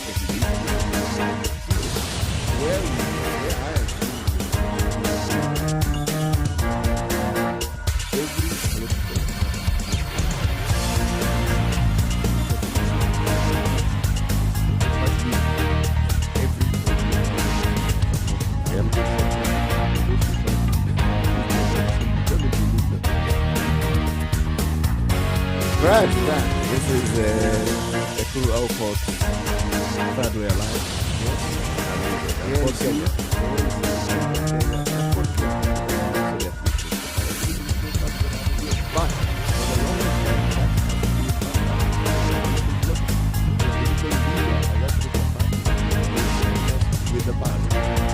This is a situation Situation Room.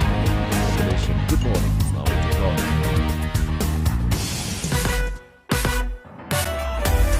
Sugar and spice and everything nice. Spice FM. Spice up your life.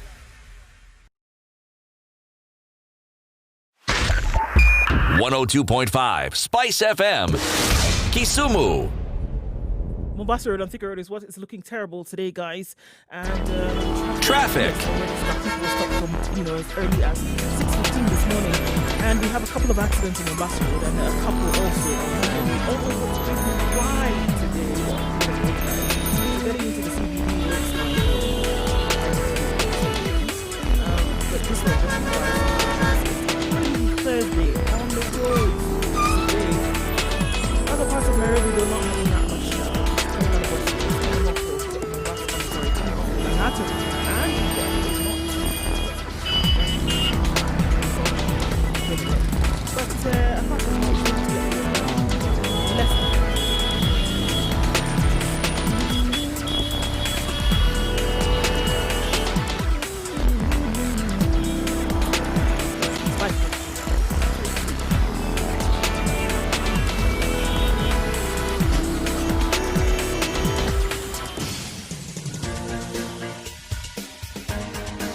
This is the Situation Room, the home of hard-hitting political commentary and penetrating insights about the state of the nation. This is a talk radio experience like no other. The Situation Room, a place for hard truths, debates, and elevated conversations. The Situation Room, witty, political, engaging, deep, controversial. In the room, we have C.T. Muga, researcher, academic, seasoned political observer, a fountain of wisdom in these politically uncertain times. Ndu Oko, Nigerian by birth, Kenyan by choice, communications expert, Pan-Africanist, a truth seeker and believer in people power, and Eric Latin, agent provocateur, the man in the chair, seasoned journalist, news hound, a man who believes in punching up, not down. This is the Situation Room, the only way to start your day. It's 2.5 minutes after 8 o'clock. This is Kenya's biggest conversation. Shortly, we'll switch gears on the conversation and start talking about supporting innovation and businesses in the country. Of course, looking at what we were discussing last week, the Kenya Catalytic Jobs Fund, KCJF. This is a UK-funded program that is looking at helping innovative businesses thrive in this country. We'll be speaking to the Deputy UK High Commissioner in the country. But before we do that, let's hear from Philip in Laikipia, who has burning thoughts to say on this particular issue that we were discussing in the last hour. Philip, good morning. Morning to you, Erika. How are you today? Habari ya Indu and City. Mzuri sana. We are well, thank you. Yeah. Sasa leo acha nisungumze kwa Kiswahili, Eric. Jambo moja ambalo mimi you know what? These political parties are special purpose vehicles. And if anybody doesn't fit to those purposes or those special purposes, unaona anakuwa na shida, anakuwa na wakati mgumu sana kutokana na mahali ama eneo ambalo analitoka. Kwa issue ya bado nafikiria ODM as a party applying double standard na wanafanya they have selective justice, because mmetoa mifano mingi ya watu ambao wako na kashfa za ufisadi, na tunaona ODM kama chama akijachukua hatua zozote za kinidhamu. Hata hivyo juzi niliona chama cha ODM kikijaribu kikileta nini mpya ya nidhamu, disciplinary committee walichaguliwa, na nikaona watu wazuri, mawakili wazuri walichaguliwa kwenye kamati ile. Lakini sasa tatizo ni kwamba ni kwa nini wawe na selective justice katika chama. Na mbili najua baada anapitia wakati mgumu, sababu he's not been dancing to the tune of the ODM party leader Raila Odinga. Hilo ndio tatizo. But what we are asking going forward, ODM ni chama ambacho ni chama kikubwa, ni chama chenye heshima yake, kinahitaji pia kuonyesha ya kwamba kina stahili kupewa ile heshima ambayo kinapewa. Lakini kinapofanya hivyo, unajua hili ni swala la kisiasa na jambo ambalo liko kotini. Koti haijaamua iseme bado ana makosa ama hana. Wao wameanza kuchukua hatua. Hii nafikiria wanataka kuingilia ama wanataka kuinfluence hata kesi ambayo iko kotini. Can I ask a question? Langu kwa chama. Naomba niulize swali tafadhali. Uliza Eric. Huyu ni City. Oh, City uliza. Do you know of any political party that allows its members to just dance to any tune that they see fit? Sorry? Do you know of any political party that allows any of its members to just dance to any tune that they see fit? You said Obado was not dancing to the tune that was probably being played by ODM, and I'm asking, is there any political party that tolerates their members just doing what they see fit? There is. Okay, just look at Jubilee. What did this guy, this old man, the dominated MP of the old, si alikuwa na kampenia nini wa ODM na chama ikikuchukua hatua yoyote. So that's what we call democracy. But when we have selective democracies in parties, ndio unaona matatizo haya yanakuja. Kuna mifano mingi City, and I hope you are not asking that because you come from that other place. So actually, to respond to your question, I do not come from Migori, but I am actually looking at what has happened within Jubilee. That's really the benchmark. And there Yes, go ahead, please. I think there are two issues here that we need to look at, Philip. One, it's a party whipping its members to live within the ideals of the party. All right? And that is if you go against what the party stands for, especially what has been universally agreed that this is the direction of the party, then you shall be censured or you shall be called by the party and put to task over that. On the other hand, if it is something that is very well known, this is a corruption matter, this is a criminal matter, this is something that goes against the laws of the land, now that is totally different. I mean, this is something that is a no-brainer. Okay, now do you want to tell me ODM imekuja na hizo measures hizi ama it has been there? We actually don't know. Nobody knows, and that's what we're saying needs to be made clear. Because once that is made clear, then it helps you to see what could be coming in the future, then how you will be able to judge what has happened previously, or in this case, not happened previously. And that's what we're saying. Because we don't know, that's why we're very careful about what we say in terms of now moving forward. It would be interesting to see if there was a philosophy before, or if this is something that came up as a result of this case. But because we don't know how long this philosophy has been in place, then you're not able to make that judgment. You can only hope and speculate. Now, Ndu. Yes. Let me ask you guys, Then the public, are this question fit to be asked in the public opinion, or you should find somebody who is within the ODM or one of the leaders from the ODM party to tell us whether this thing started with the Obado and it will end with him, or it is something that will be there? I think it is both. Now going forward. I think it is both. I think that it is very important for people to weigh in on something like this. You know, ODM has both leaders and members. Yes. It's not just leaders that make up ODM. Okay, one thing. Let me say this, and it is an open secret. ODM is Raila Odinga, and Raila Odinga is ODM. Full stop. We don't need to beat about the bush or what has here and there.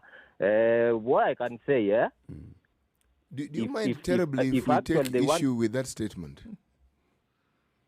Sorry? I'm saying, do you mind if we differ with you on that particular statement? When you say we all know, we don't all know. There are people who have that belief, and they will say they can justify the belief, but we are of the view that our political structures as we know them is that the leadership of political parties tend to be also synonymous with the party. That is what we said. So we are not totally disagreeing with you, but we're saying from what we see of our political parties, the political leadership of any party in this country, with the exception, we made 3 exceptions: the ANC party, Ford Kenya party, and now with we have Third Way Alliance. Third Way Alliance. Well, in the absence of that, major political parties, the leader and the party are synonymous. We are in agreement there. Now you see, City. Now I think I need to agree with the first. I don't know whether it was a caller or somebody, a fan who contributed that who asked you to just declare your position in this matter, because when we bring this thing out as this is a national radio station, we need to be very neutral and okay, it's okay. Let me say that I agree. If you differ with me, it's okay. Kila mtu ako na haki ya kufanya ama ya kuzungumza bila anavyotaka kuzungumza ama Please mawazo tell yake me about kulingana my na absence of jambo fulani. neutrality. Yeah. My absence of neutrality. Where have I shown a strong bias?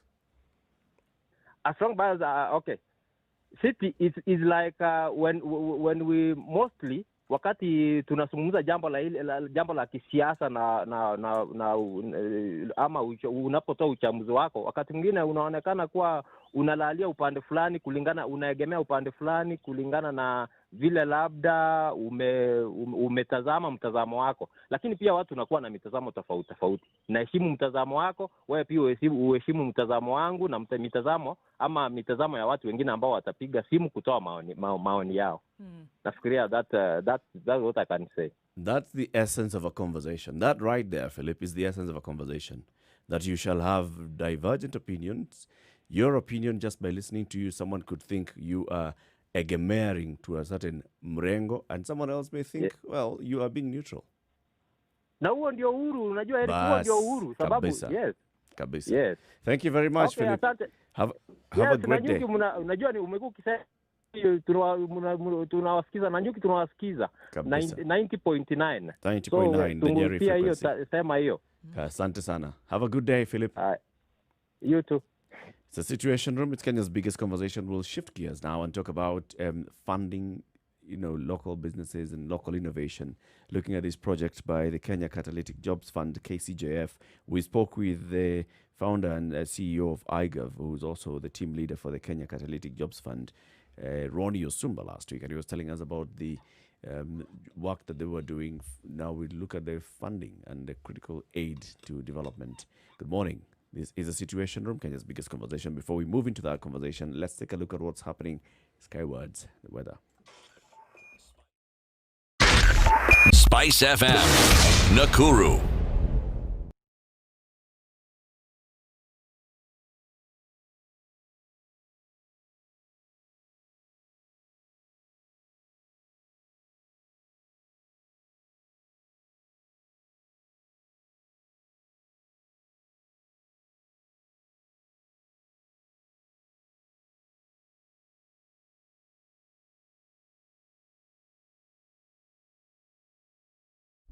Classic soul, R&B, smooth jazz, neo soul, and nostalgic ballads. Make some noise. Yeah! You're listening to Spice FM.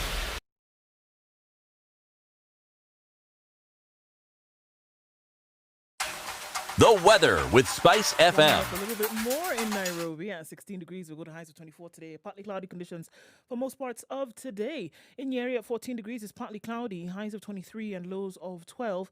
Nakuru, sunny conditions at 14. It'll change later, though, into cloudy and rainy conditions, going to high of 23 and lows of 13. It's mostly sunny in Eldoret at 14 degrees. Highs of 21 and lows of 12, and a chance of rain and thunderstorms later on. It'll also be quite wet in Kisumu at 27, high and lows of 19. Currently sunny conditions at 21 degrees. Sunny conditions in Kakamega at 18 degrees, highs of 24 and lows of 15, and a chance of rain later in the day. Mombasa is mostly sunny at 23, highs of 28 and lows of 22, and those sunny conditions will continue throughout today. Malindi also no rain today. Highs of 28 and lows of 24. Kampala is partly cloudy at 19, highs of 27 and lows of 28. In Dar es Salaam, the fog has returned. It's partially foggy at 23, highs of 31 and lows of 22. Johannesburg at 9 degrees is cloudy this morning, only partly cloudy conditions later on with highs of 22 and coming down to lows of 8. And we finish for now in Lagos, where it's mostly cloudy at 25. The rain will make a debut later with highs of 29 and lows of 24.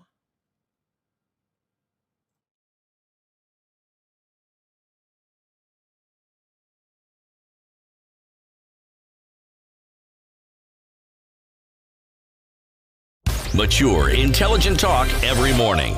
Spice up yourself.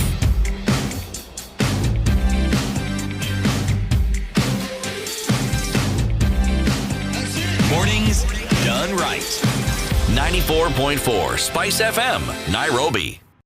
All right, it's now 8:15. This is Kenya's biggest conversation, the Situation Room. Let's now talk about funding, critical aid to development, and what we see. So this program that we discussed last week, the Kenya Catalytic Jobs Fund, and the kind of work that it was doing around the country, well, that it's been doing around the country, looking at how to fund innovations in the country, looking at how to help to grow initiatives that are actually making a difference. So just to remind you what Ronnie Osumba told us, that they launched a business innovation challenge to competitively select up to 5 initiatives, and the winners are to receive a grant funding and technical assistance of up to £100,000 each. The fund targeted initiatives that are post proof of concept, innovative, scalable, sustainable, and that have demonstrated substantial impact. And those that entered the business innovation challenge were many, according to what we heard, and they went through a rigorous process of vetting, and then the winners were announced through a show that was aired on KTN Home. Mm-hmm. This fund is supported by the UK government, and let's now speak to the Deputy High Commissioner in the British High Commission in Kenya. This is Julius Court. Good morning, sir. Good morning, and great to be with you today. Welcome to the Situation Room. If you were here, we'd have told you welcome to the hot seat, but we hope that it's warm enough wherever thank you you. are. Asante sana, just to take us back to what we were talking about, the Kenya Catalytic Jobs Fund and the reason why the UK government decided to support this particular initiative. Just tell us about that. So the UK has a very modern partnership with Kenya, very deep, strong business links. And we have a history of supporting innovation here. We were one of the supporters of M-Pesa very, very early on, 20 years ago. And what we wanted to do was to take that to a new level. And why this is so important is because employment and job creation is probably the top challenge facing the country. Many people are saying that. So about 1 million young Kenyans enter the workforce each year, and perhaps 15%, something like that, get a formal job. That's become even tougher during this economic challenge with COVID. So the idea here is, as Ronnie was talking to you, the idea is very simple. This is about tapping the energy and the entrepreneurship of Kenyans, particularly youth, really to catalyze their businesses, to develop new business models, to try new technologies. And the key thing is that it's about job creation. And we really want to give Kenyans the opportunity and choices to go forward. So through the Jobs Fund, we support firms that are showing that it's the small firms that are showing creation for a lot of job creation. So that's what it's about. It's about, as you said, it's about grants and mentoring, and really to help those firms try technologies, try new business approaches, and ultimately to create a lot of jobs. Why has this interest been taken, if I may ask? Why are you looking at these sectors with such great interest? It's because we look at the analysis like lots of others do, and we see all these young people coming onto the job market each year. And what's great about Kenya is there's this real aspiration culture. So for us, it's trying to tap all that spirit and that entrepreneurial culture, and to create the jobs so that all these people who are coming into the job market, they can make the most of themselves in their lives. May I ask, why 4 years? It's supposed to be a 4-year program. Why not 3? Why not 6? Why not 10? It's a very good question. So we've been supporting Kenya on innovation and entrepreneurship for 20 years. As I said, we worked with Safaricom way back on the M-Pesa program. So this is something that we've been doing for a long time. But you know, the world changes. So each time we think of a program, we think about what's the right time frame for this one. And so we went for 4. You're right. It could have been 3. It could have been 5. But we thought that 4 was the appropriate time to test it, to push it, and if it works, to scale it, and also to adapt it as we find new conditions. I still don't actually understand What is it about the 4 years? You get the funding, and every year you are refunded depending on your meeting targets that are set. So, what do you expect to see after 4 years? So no, it's a terrific question. So what we're doing is we're providing rounds of financing for firms through this very competitive process. So, each round we have about 850 applicants, and we select 5.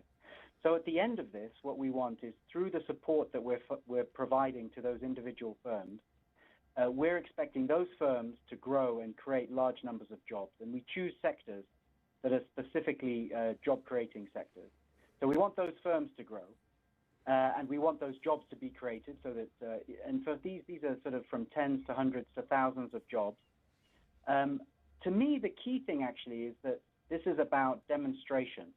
So once these firms have tried new technologies, and we can talk about some of those, but as they're aggregating markets, as they're trying new business models, those are being seen frankly, through our partnership with KTN and Standard Group.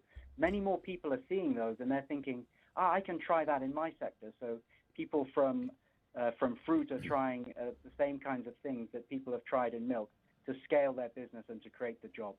So that's the approach. After 4 years, we'll see jobs, we'll see firms growing, and we'll see this demonstration effect so that other people can pick up the ideas.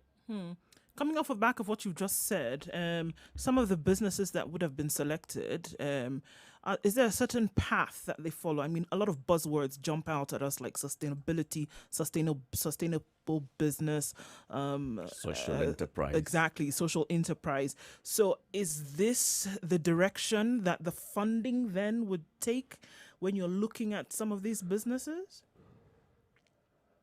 So that's exactly right. It's, as you know, Kenya is incredibly diverse.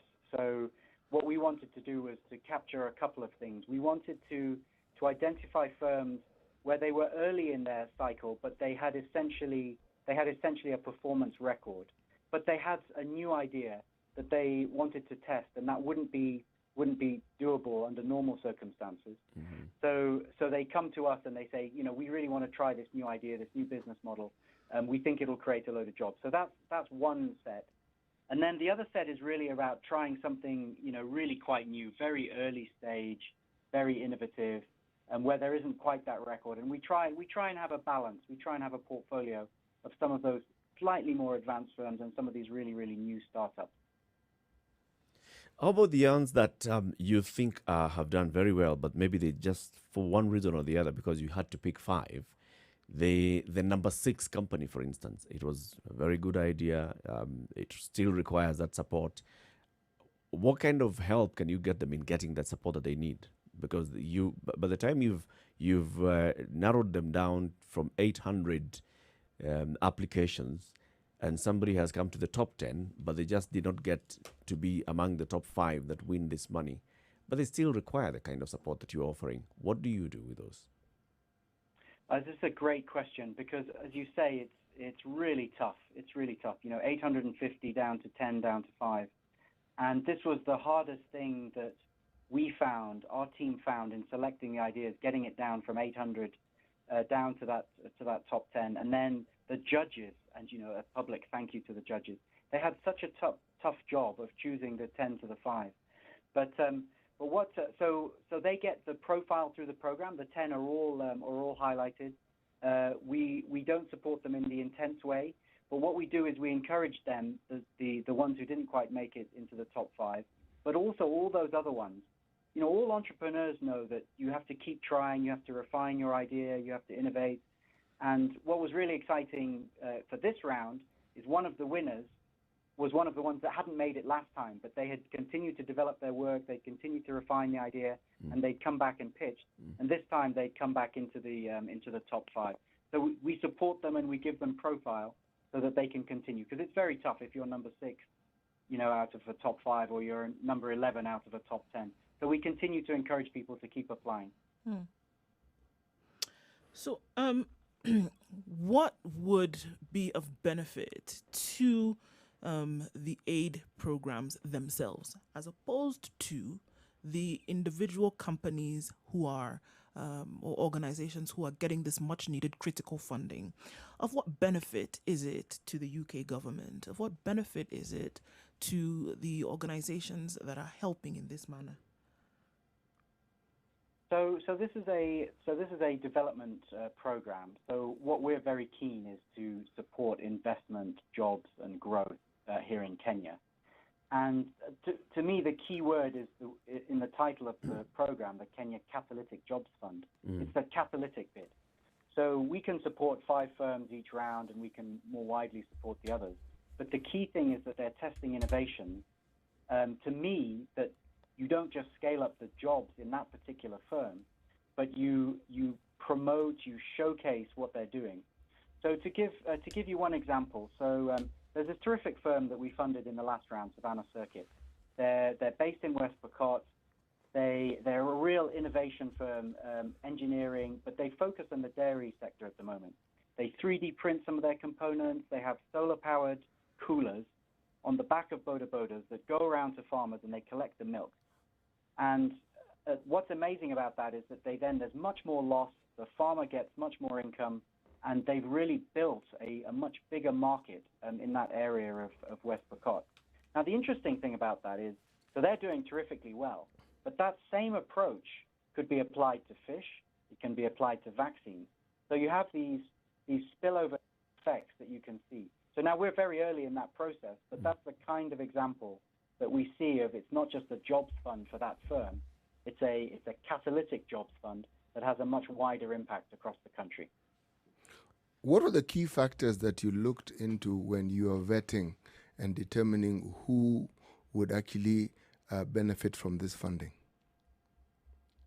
So some of the key criteria that we've advertised is it's got to be impactful.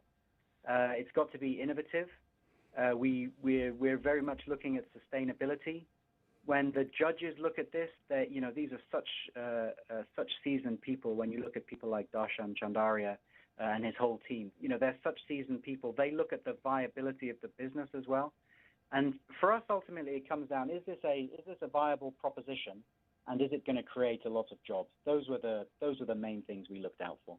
What about the composition of the ownership of that particular setup? What were you looking at? So we're looking for young Kenyan entrepreneurs. We made a huge effort to promote this around the country. So as I was saying, in the last round we had successful bids from West Pokot. We had 10 Senses, a fantastic firm that's largely operational at the coast, looking at macadamia and cashew nuts. This time round, we have teams up in Turkana, fish processing. So we put a huge amount of effort into going across the country to encourage the bids, because again, as you guys know, that entrepreneurial spirit is across the country, and we wanted to make sure that we were going as wide as we could go to encourage those small firms to bid in. That's very laudable, but what if, for instance, the founder was a non-Kenyan, and currently when you are vetting, the people who are running it were Kenyan, would they also qualify for consideration? So they do, yep, they do. The key thing for us is that it's going to create jobs here in Kenya. So as you'll see from the winners, there are non-Kenyans there, but the majority of them are Kenyans, which you'd expect. Why I ask the question is because I think what you're doing falls in the category of trying to assist startups. If I'm wrong, please correct me. Now, no, that's correct. Yeah, yes, here in Kenya. Yes, here in Kenya. But the history of startups in this country are not. The history isn't really positive in terms of the sort of funding that locals, as in Kenyans, indigenous Kenyans, get. Do you think that this is because the Kenyans themselves did not meet the threshold for innovation that is required internationally, or do you think that perhaps there was because a perceived element of bias as to who gets it? If I can give you the figures that have been touted since 2018, we are told that 90% of, this according to the financial analysts, 90% of the funding in East Africa have expatriate founders. Nothing wrong with that. 65% of Kenyan startup founders are American. Again, nothing wrong with that. But are we saying, therefore, that what you are trying to do is trying to actually bring out what may genuinely exist among Kenyans, that spirit of entrepreneurship that you've mentioned? So I'm interested in the source of the numbers. They sound high to me. I mean, when you look around, many of the that might be in a particular sector, but when you look around, most of the startups that I see are Kenyan, and certainly most of the applicants we get are from Kenyan small businesses, and most of the winners are from Kenyan small businesses. So I think what we're trying to do here is to overcome exactly that financial challenge you're talking about. When you look at the constraints, so many companies are facing cash flow constraints, particularly now because of COVID. But even before, they were looking at sort of real pressures. It's probably the number one barrier to starting a business and growing your business is you can't get that. So what we are trying to do is to exactly support that early stage innovation, and to support Kenyan small firms to grow and to create jobs. Actually, my source was the Standard newspaper on Tuesday, February the 11th, 2020. But I would just go behind the numbers, and because 65% from America, that just sounds very high. So I would. It's certainly not the kinds of numbers we're seeing. When we look at our applicants, these are mostly Kenyan small firms who are applying, and mostly Kenyan small firms who are winning the competition. Why do you think that's the issue? Because we look at businesses and the reasons why they've stagnated, whether these are startups, whether these are businesses that have been, in existence for 5-10 years, whatever the case may be. And the critical issue that they often slip over is funding. When we talk about support or aid that has come in, very rarely is it capacity building or training on soft skills or things like that. Really, the aid comes in form of funding. Why is it that aid, or rather that funding, is such a problem then when it comes to businesses from your perspective? So I think it's a terrific question, and frankly, it's one we're still grappling with. So in the Catalytic Jobs Fund, we're very clear that our offer to firms is about funding, but it's also about that technical support, and that's why we keep supporting these firms through, because many of them it's a funding problem, but many of them it's also about how do you grow your business? What kind of environmental regulations do you need to comply with? Whatever it might be, what's the best way to handle staffing issues? So there's a whole set of issues as you begin to grow as a business that you need to deal with, and that's exactly the kind of mentoring that we provide through this, and more widely is increasingly out there. So we have a sort of sister program that particularly looks at tech issues, and for that it's almost all about mentoring and networking, and for colleagues sharing ideas, because there's no one who can help you more than somebody who's grappling with the same problem but has overcome it. So it's partly about mentoring, and it's partly about people really sharing their challenges and sharing their solutions together. So that's another thing we're doing, but more on the digital side. But I agree with the premise of your question, that a lot of this is also about mentoring as much as about finance. So if you look at that, the kind of program that you're supporting, the KCJF and other organizations, other donor organizations that are also operating in the country, running various programs. So, for example, UNESCO has some programs that it's running and supporting the government. The government itself, under the Ministry of ICT, Youth and Innovation, is running some programs. The Youth Enterprise Development Fund is also running some programs in terms of just building the capacity of entrepreneurs in innovation and just managing businesses. Don't you feel like there's too many organizations doing too many different things in the same sphere instead of coming together to find a way of commonality? So I think so many people are involved because they see the analysis that you and I see, which is around the scale of the challenge and getting jobs for this, the million young people who come onto the workforce each year. So I think that's why there's so much interest in this kind of support. I totally agree with you that this could probably be coordinated better, and I think that's that's something that we all need to look at. What I would say is that I think people are beginning to do that much more. And when you're not quite sure what works best, then you try a whole load of different things. And as things work, then you scale those and you bring all those together. And the ones that haven't worked, you say, okay, we tried it, it didn't quite work, and we'll do something different. So you're right. You know, the National Treasury is doing this, the Ministry of ICT. We work very closely with CS Betty Minor in the Ministry of Industry and Trade. So there's a whole set that people are trying to coordinate across this. And one of our support to government with CS Minor is exactly about bringing. It's actually called the Situation Room as well, but it's bringing businesses together so that they can talk directly, collectively to the ministry. But the other issue is, I think Ndu had even alluded to that. What's in it for the UK government, for instance? When you come and you're offering this kind of money to support, and you're not even asking for a stake in the businesses that win, it's just offering money and supporting the organizations. Somebody would always ask, there's nothing like a free lunch. Are we to trust that the UK is basically just funding these organizations with no other intention? So this is an aid program, and on this one, there's not some UK national interest behind it. We are as we have been for a long time, we're a very strategic partnership for Kenya. We have a deep relationship on the economic side. So our only interest is that Kenya succeeds, and we think that one of the it's been growing so fast over recent years. Poverty's been coming down. That's our interest in this. Is that Kenya continues to grow and expand, and this is what modern partnership's about. What would it take to have a mushrooming of what you've done?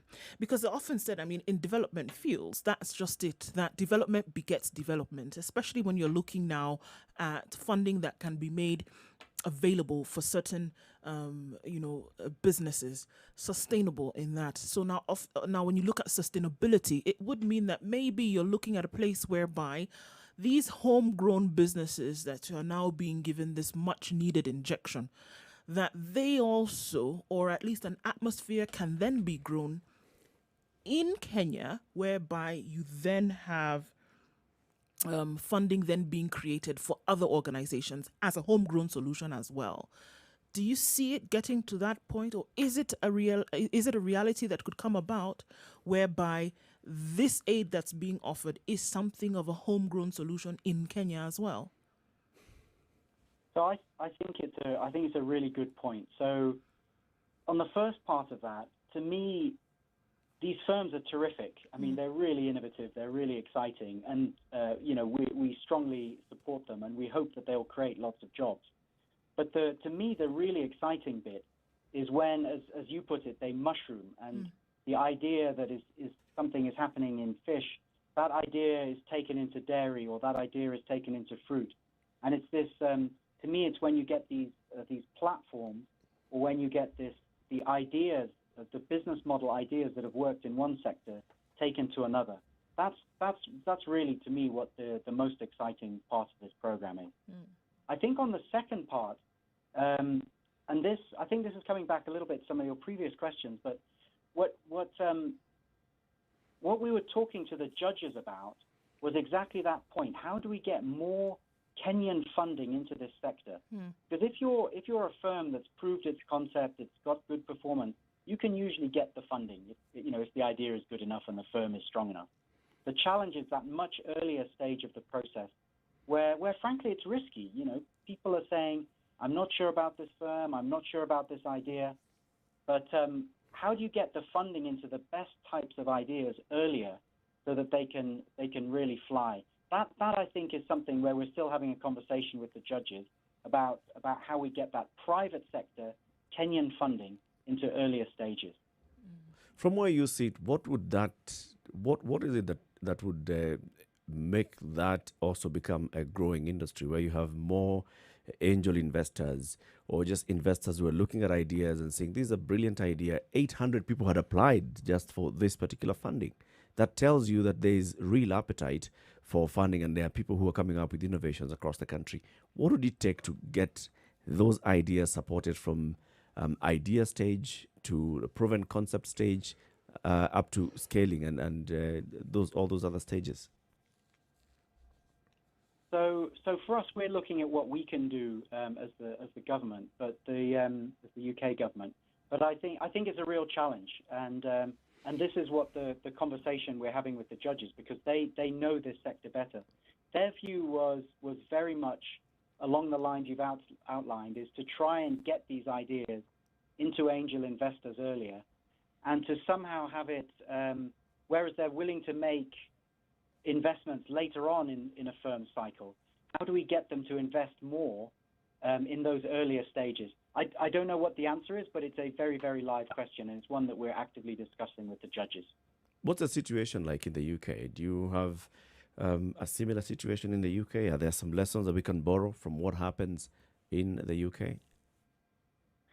I think there's always lessons to be gained from the UK, from the US, from other countries that have gone through this, including in East Asia. So that you need to make sure that those lessons are applied. But there's a lot of set of policy issues where you have you need to have a wider policy environment that's conducive. You often in the UK there are these much more risk-taking domestic ways of funding firms in the earlier stage. So there's a set of things there that we'll certainly look at, whether it's from the UK or other countries, about how you support those early innovations or those early stage firms. And also just thinking about now what the program that the Kenya Catalytic Jobs Fund has been running, going around the country, creating awareness about the existence of this fund, encouraging those with ideas and innovations to come forth. I think there's also a gap in terms of awareness. If more and more of such organizations were given the prominence, then it could also spark a conversation across the country, do you think? So I agree. I mean, we've been overwhelmed by the interest in this fund, and when you're up in Turkana, you're talking to people there. We're getting applications, all down through the country. So I agree, and it's one of the exciting things I find with this partnership. We're working closely with KTN. We're working with the Standard Group. I think that's terrific. Through programs like yours, we get these ideas out there, not just for the Catalytic Jobs Fund, but more generally about the kinds of ideas that are really innovative, the kind of ideas that will create jobs, some of these specific business model approaches that can really help scale up.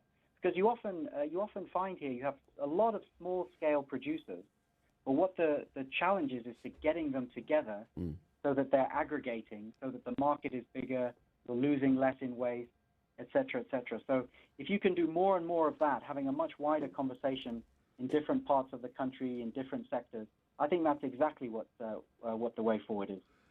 There are people who are listening to this and may have been in a position whereby you talked about COVID, and even before that may have lost their jobs or were not able to pick up on a particular business idea that they had, and are thinking to themselves, what is it that I must do, or what kind of idea is it that I must have that would attract this kind of funding, this kind of aid, this kind of development assistance. And they're really at a point where they're asking, what is it that I must do? In what direction is it that I must be going to be able to get this kind of help? What would you say to that? So I would say a few things. So I think, firstly, we're looking at how we adapt our programs specifically for if there's a kind of COVID innovation response that can help. So even in the crisis, you look for, whether it's masks or other kinds of PPE, you're looking for ways that can be done locally. So that's to always look for that opportunity. The other thing is to really is to hold your nerve. So we're not adapting our whole program because we know that we're bouncing back. We're beginning to bounce back, and having firms being ready for that is something that's really, really important. You don't want to tilt everything towards COVID. And then the third thing is to look out for the people in their sector, the people in their area who are innovative, and to try and learn from them and to try and see what opportunities are available. So you've highlighted there are programs out there, in addition to ours, where people are funding firms. That's exactly the place to look to see what opportunities are available. Does the programs extend its support to, let's say, networking, where all these innovators have a network where they communicate, they found some sense of collaboration? And then, on the other hand, things like benchmarking trips, where one can move from one part of the country to go to another, where, let's say, there's a solution that's being used on fish on one end of the country, like you said, and could be used on a dairy. So supporting those kind of collaborative networks to thrive? So I think that's a terrific idea. We haven't done it with this specific fund as much as you imply. We've certainly done it with our digital program, the UK Kenya Tech Hub, because that's exactly what it's about. In those early stages, it's about the conversations, about the networking, it's about working through, it's about we provide business support. So I personally think you've got a point there that there could be more networking, not just in a sense showcasing, but actually networking and working through ideas for some of the firms who may have not made it into the top 5 each round, but who are very close and who could really learn. And also between the firms so they can compare ideas. Because a lot of these ideas are about building markets, about building a platform that aggregates these small producers so that you can find different ways that more of their product makes it to the market. And then the other support maybe would be in terms of accessing markets. So, for instance, Ronnie Osumba was telling us about this company that's been working in Murang'a County on mangoes, and now they're coming up with products, and the better part of their market now is the export market. Would the High Commission, or through this program, be helping such organizations also access markets or even find markets in the UK? So I think this is one of the really exciting options, and I think Ronnie was talking about Mionga Fresh, and they're already accessing the German market, and one of our previous winners, 10 Centers, they work on cashews and macadamia, and they're doing the same, accessing export markets. So I think there's a real point here about how you help these small firms where they can pool, where they can geolocate, because that's increasingly important for an export market. You want to know where the product has come from. If it's grown in an environmentally friendly way, if the quality is there, then these are exactly the things that you need, that a platform provides, that you can then export. And once you're doing that, then exactly like you say, the market is much bigger. So what happens after the money?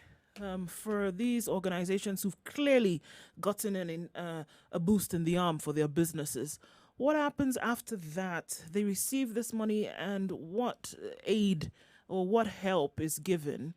Because, I mean, it's great, but then in terms of management and in terms of looking through to make sure that they remain on said sustainable path is a whole other journey.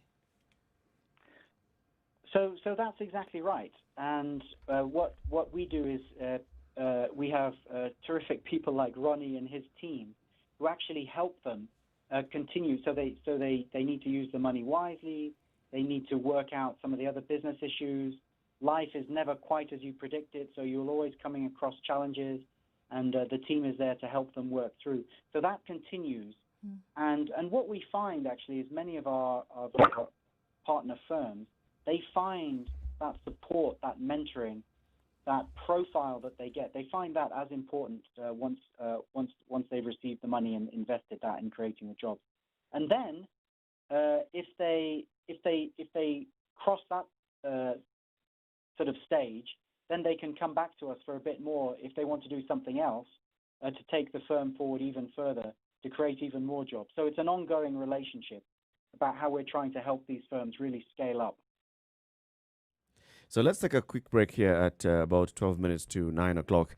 Take a look at what's happening on the roads, and then we continue our conversation. We are speaking with Julius Court, the Deputy High Commissioner at the UK High Commission in Nairobi, looking at the Kenya Catalytic Jobs Fund and what this kind of support is doing in terms of funding local innovation and businesses. Good morning. This is The Situation Room. It's Kenya's biggest conversation. Back shortly.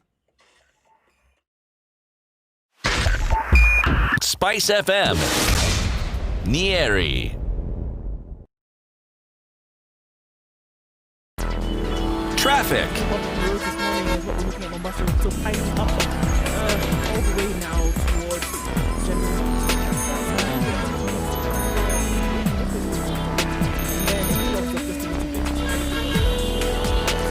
Highway bumper to bumper through the west, very slowly towards the sea. Coming out of the police are manning Outer Ring Road at Donholm, and manning taken to be whatever it's taken to be. It's slowing down traffic today. Maybe their boss will show up like he did on Gong Road a few days ago. We'll take a look at that. Give us more information as you find it. Spice FM KE on Twitter.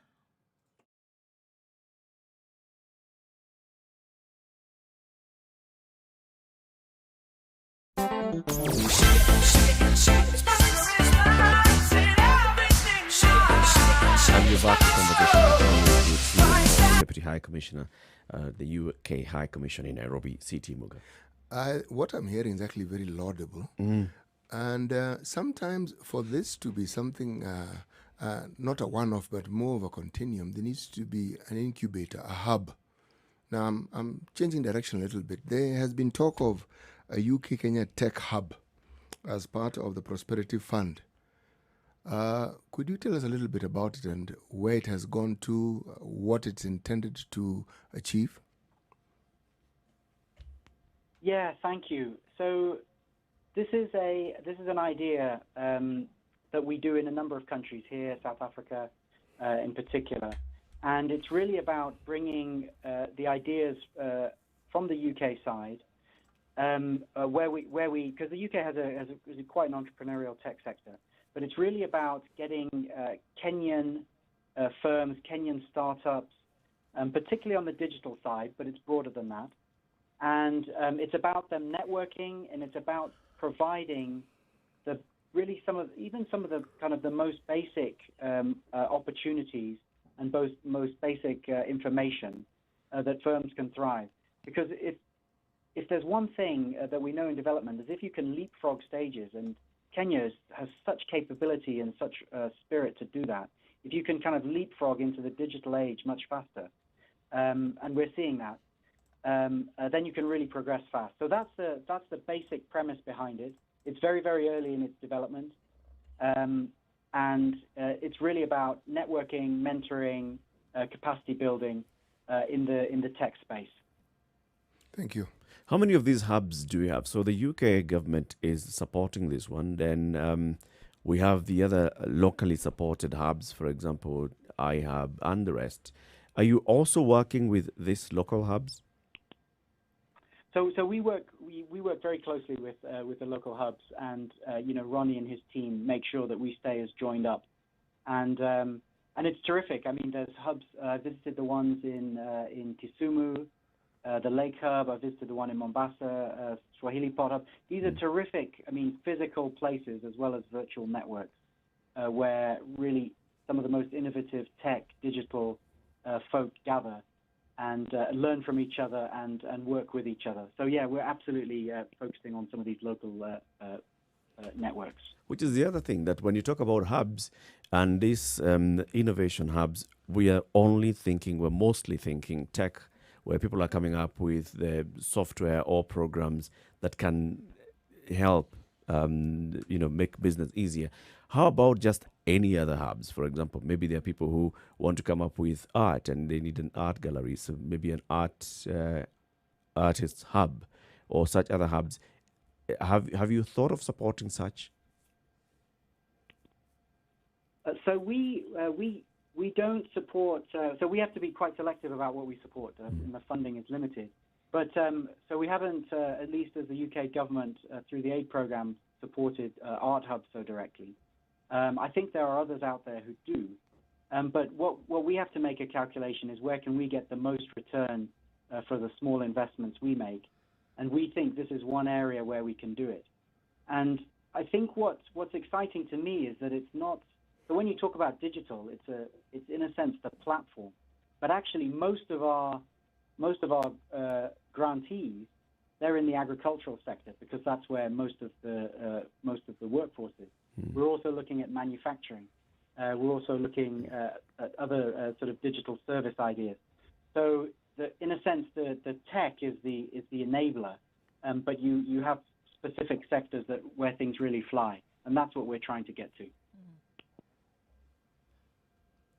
All right. So, I mean, now just looking at how this has developed and looking into the future, is there, I mean, just as you spoke about limited funding, is there hope for more? Because and how long do you hope to keep this program running? Even as we come to the end of this conversation, how long do you hope to keep this running? There are those who may have tried to take a stab at it this year and were not able to come through.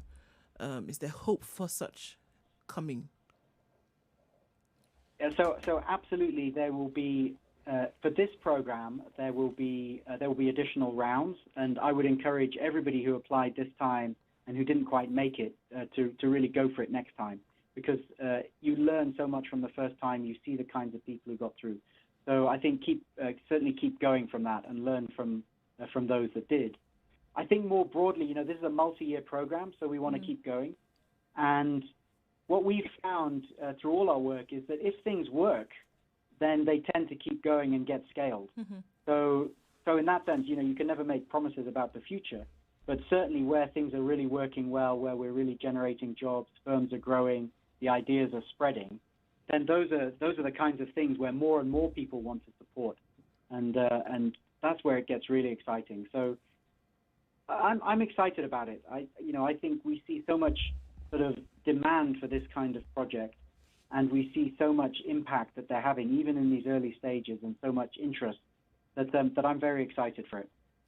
I think it's a very good program, and we want to congratulate you and thank you very much for supporting such programs. Those obviously that receive the kind of money that they receive, 14 million shillings to boost your business, that is a substantial amount that you wouldn't just be able to come across any other way. So the Kenya Catalytic Jobs Fund and the support by the UK government through the British High Commission in Nairobi, very good job, and we thank you very much, Julius Court and your team. Thank you very much. I really enjoyed the conversation, and if colleagues want more information, it's kenyacatalyticjobsfund.org. Thank you again. Really enjoyed it. Asante sana. We Thank hope you very to have much. you in the studio when we deal with this COVID-19. Asante sana. All right, have a good one. Very good program here that, just like you said, when you listen to the kind of opportunities that are there in this country. So this is just one by the UK government through the High Commission in Nairobi. There are others by the government itself. There are others by other organizations and other donor agencies. It's encouraging. Only thing is that people need to know about them. People need to know about them so they can participate. And like you were saying, you participate once, you're among the 800 applicants, you then maybe get shortlisted to the 100, you learn something, and you're able then to know how to tweak your pitch, how to improve the next time. How to improve your application for the next time. It's something to keep going and keep going. Sure. And I think as we look at, just sustainability and look at sectors that have been touted to save the economies of many countries on the continent, and to see that such is going towards, I mean, a lot of just, those who came through to seek for this funding are in the agricultural sector and are trying to now use modern best practices for sustainability, and to see that money can be put to this, it would be something that would essentially save communities. It would save. But what stands out is the local participation in such endeavors. Yep. We hear of Safaricom Foundation, we hear of Equity Foundation, I'm sure other banks have KCB as well. Foundation. We have these foundations, and I'm sure they contribute significantly, but they could do a great deal more.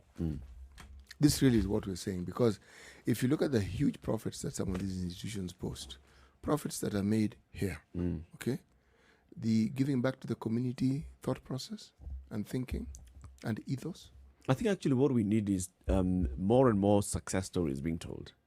For instance, the 5 companies that have won this year from the Kenya Catalytic Jobs Fund, their story and where they started, where they are looking, following their progress over the years, what they've been doing, and then going into very many others, the ones that had won last year, the previous beneficiaries, and where they are at now, the impact that they've had in the community and the economy.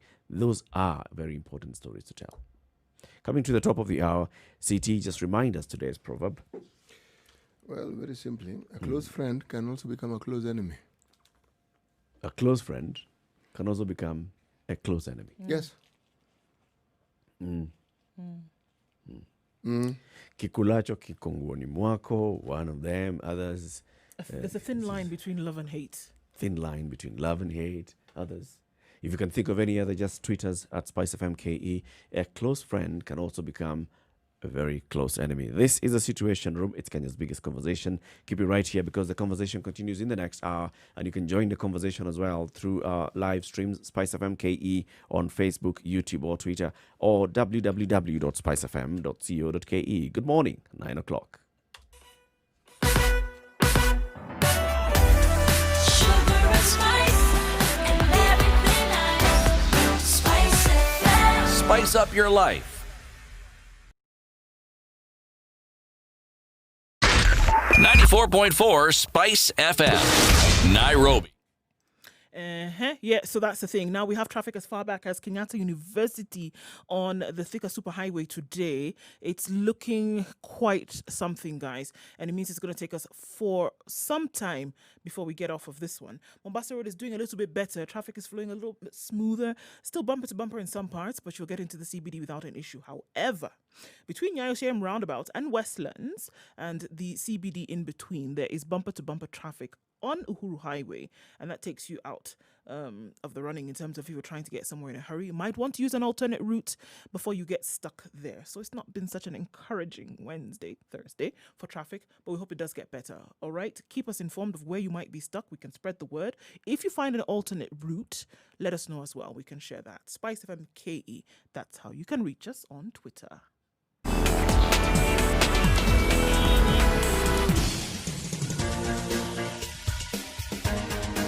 This is the Situation Room, the home of hard-hitting political commentary and penetrating insights about the state of the nation. This is a talk radio experience like no other. The Situation Room, a place for hard truths, debates, and elevated conversations. The Situation Room, witty, political, engaging, deep, controversial. In the room, we have C.T. Muga, researcher, academic, seasoned political observer, a fountain of wisdom in these politically uncertain times. Ndu Oko, Nigerian by birth, Kenyan by choice, communications expert, Pan-Africanist, a truth seeker and believer in people power, and Eric Latif, agent provocateur, the man in the chair, seasoned journalist, news hound, a man who believes in punching up, not down.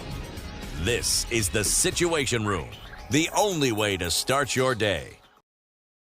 All right, it's 2.5 minutes after 9, and thank you very much for tuning into the Situation Room. This broadcasts on Spice FM every weekday morning, 6 a.m. to 10 a.m. in Nyeri and the surrounding areas, including Laikipia. This is in Nanyuki, 90.9.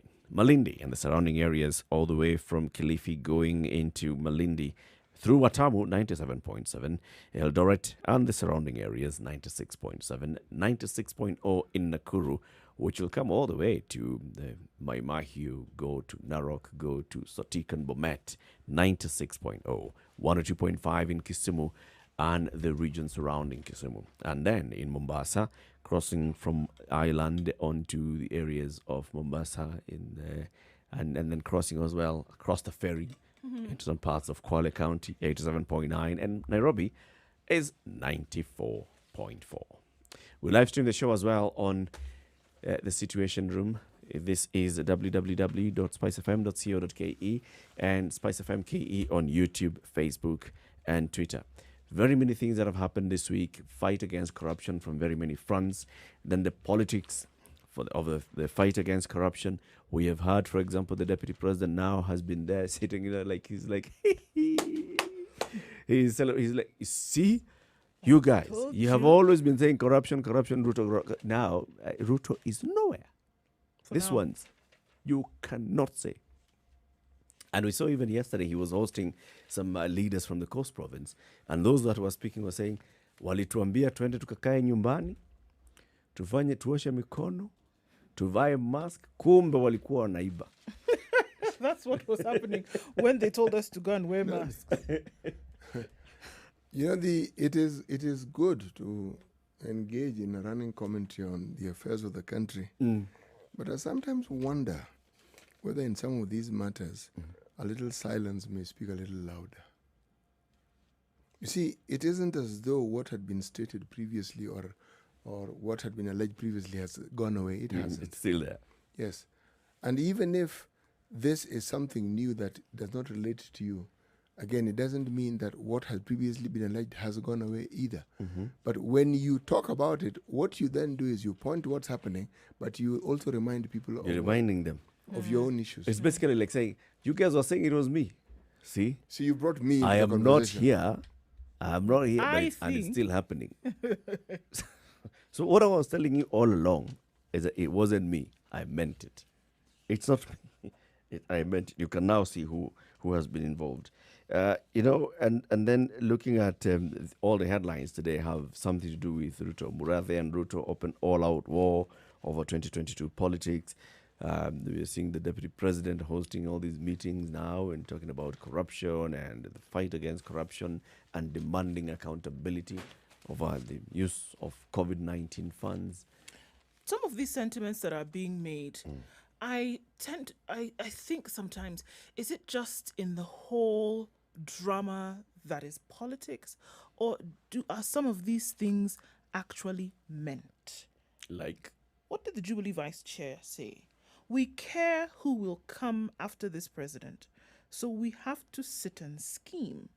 We don't know who will be president, but we are working very hard on who will not be. Who will not be It's president. just political games. That's and what I'm shit, now. really. That's just what I am asking.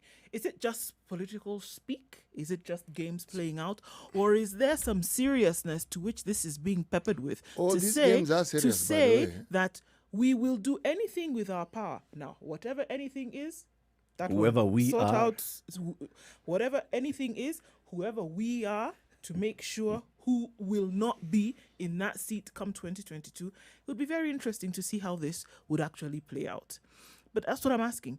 Because if these sentiments should be taken seriously, they're actually quite serious things that are being said here. Is it not? Is it more than political speak? Look. Or is it actually the position that is being taken? If it's a question of name mentioning, this issue of COVID funds, the deputy president's name has been mentioned.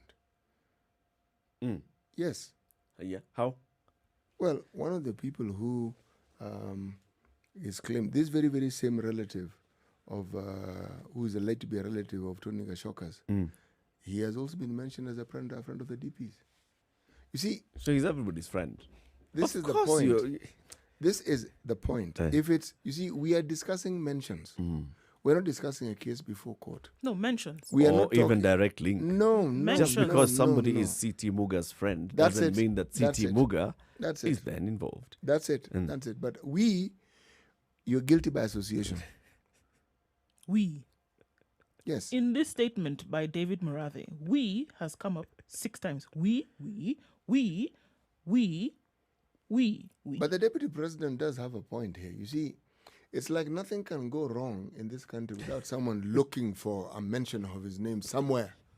In that, he actually does have a point. And you begin to wonder, surely this one person, they're not two, just one person. Is it the root of You're all telling us evil? that everything we see happening in this country has to do with him.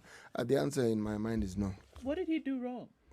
I don't think, no, this is politics. It's not a question of what you did wrong. Well, he irritated somebody. That's why that very thing that you've said, CT, has come about. Actually, he didn't even irritate anybody. That's why that very thing that you said has come about, because then something goes wrong and you throw a stone on all the people that it could possibly land on. It lands on the deputy president. Why is that? Pause for a single second and look at the competitive nature of our politics and look at the anatomy of it. One of the things that is standard currency in our politics is blame shifting, finger pointing, standard. So and so did this, so and so did the other. You so never and so take did the other. responsibility. Never, ever, ever. By the same token, if they apologize, on that day, rest assured it'll rain. Maybe a little bit more. Even if it was in the Rain, not middle of necessarily January. water. If in the middle of January and there's a drought, it'll rain. Okay? And if you're fortunate, you may even be visited by locusts. That is what happens when they apologize. They don't apologize. Number two, if you look at most political disagreements, you will find that behind that elaborate disagreement and the many words, there's money. Who got what, who didn't get what. The issue that didn't debate features very, very prominently. The issue that we deal with even in our two august houses, it often has nothing to do with the subject matter of discussion. Far be. Not really, no. I think this particular parliament, both parliaments that we have, they're just about, by far, since independence, the most educated parliaments we've ever had. These aren't people who don't understand what's going on. They do. But again, our political culture is that everything has a price, and so people must bargain and ensure that they get the best possible financial package out of it. So, if you listen to the political leaders, especially now in the fight against corruption, and the kind of rhetoric that you hear from them all the time, it depends on what side of the divide you are and what side of the divide your enemy is at that point. Point in time. Yes. Right? So, for us as the ordinary citizen, the hoi polloi, we're just sitting there, we're getting entertained as they steal, as they accuse each other, as they laugh at one another, and what we're doing is just cheering. Because, the conversation keeps shifting. I'm just looking at what the Deputy President tweeted yesterday on the issue of corruption, right? The corruption consultants, brokers, and conmen, some bankrupt in 2013, are now billionaires after looting while scapegoating William Samoei Arap Ruto. Their overgrown impunity is shamelessly making them steal even from the sick in a pandemic. The end is nigh. Nowhere to hide. No more scapegoating. Is it? He's basically hitting back and saying, all along, these guys This is what I've been saying. have been pointing at me while they're the ones who are stealing. These guys, by the time I was becoming a deputy president, they were bankrupt. Now, they're billionaires. Scapegoating has come to an end. And he keeps saying, he keeps, talking about such issues in all, fighting the fight against corruption and saying that it's all about matters of accountability are not issues that can be negotiated or explained about using other ways other than the law. Those engaging in the misappropriation of public resources must be held liable. This is the same gentleman who the other time when it was the issue of Aurora and Kimorer was like, but there's no money there. Let's follow due process. No money was lost. You can argue that technically he's not saying anything different. But politically speaking, have changed. Politically speaking, he is saying something different. What is it that, with the leaders, and where are we as citizens when we sit back and watch these leaders saying this today, saying the other thing tomorrow? Last week we were having a conversation about the statement issued by the ODM Secretary General, which was also supported by the ODM party leader, talking about this particular issue of the COVID-19 money, saying we cannot even talk about whether money has been lost or not until there's a proper investigation, a proper audit that has been conducted. And yet this is the same leader, like CT, you had read what had been published in the paper on that day. Previous statements were not talking about let's conduct an investigation. It was like, unless it's proven otherwise, we shall assume that the money has been stolen. Yes. And now he's saying, unless it has been proven that the money has been stolen, we shall assume that it has not been stolen. Has not been stolen. The scarier thing is that you have people who are following and basically lapping up every word that these individuals speak. And it's almost as if there's no realization that they've changed tune in just a matter of days. And there are people who would have followed blindly in that direction. Then they come around and change it a week later. And there are people who are still following again blindly in that direction. And that's what I'm saying, that there must be absolute care taken when listening or heeding the words that are being spoken. The things that are being mentioned here. How serious are they? And that's what I started with.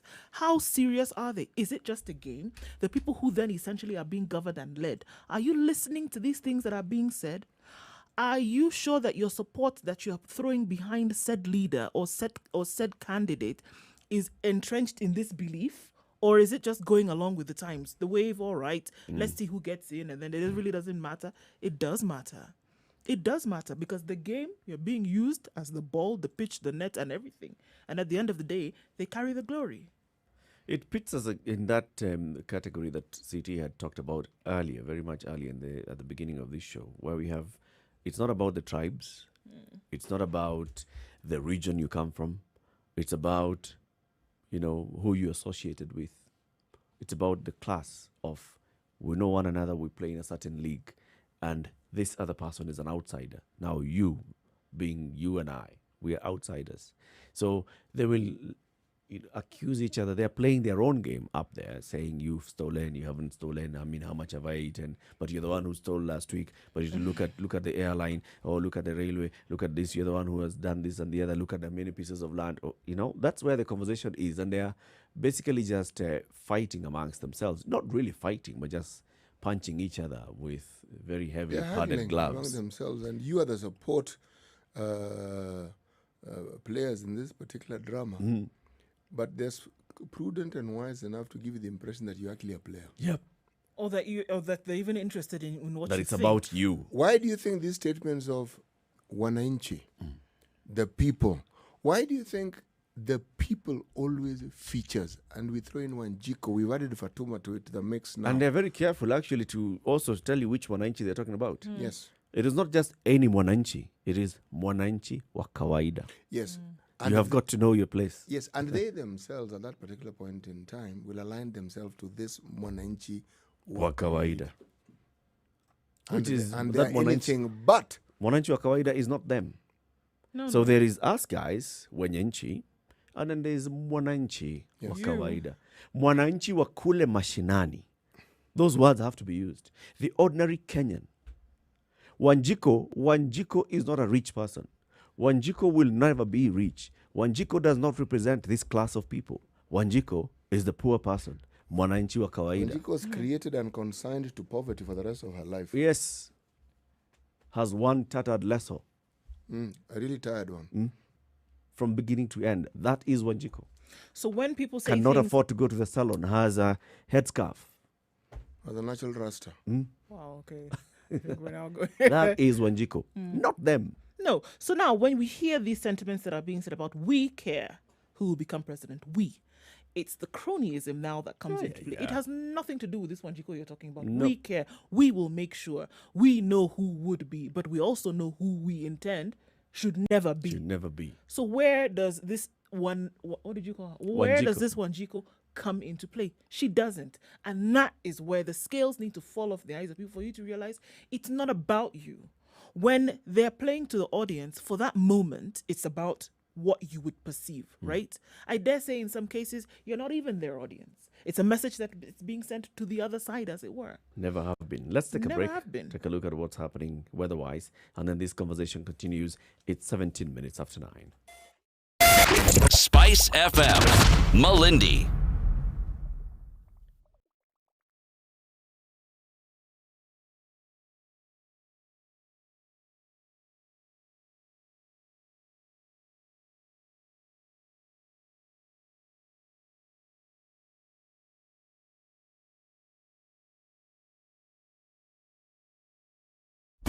Classic soul, R&B, smooth jazz, neo soul, and nostalgic ballads. Make some noise. Yeah! You're listening to Spice FM.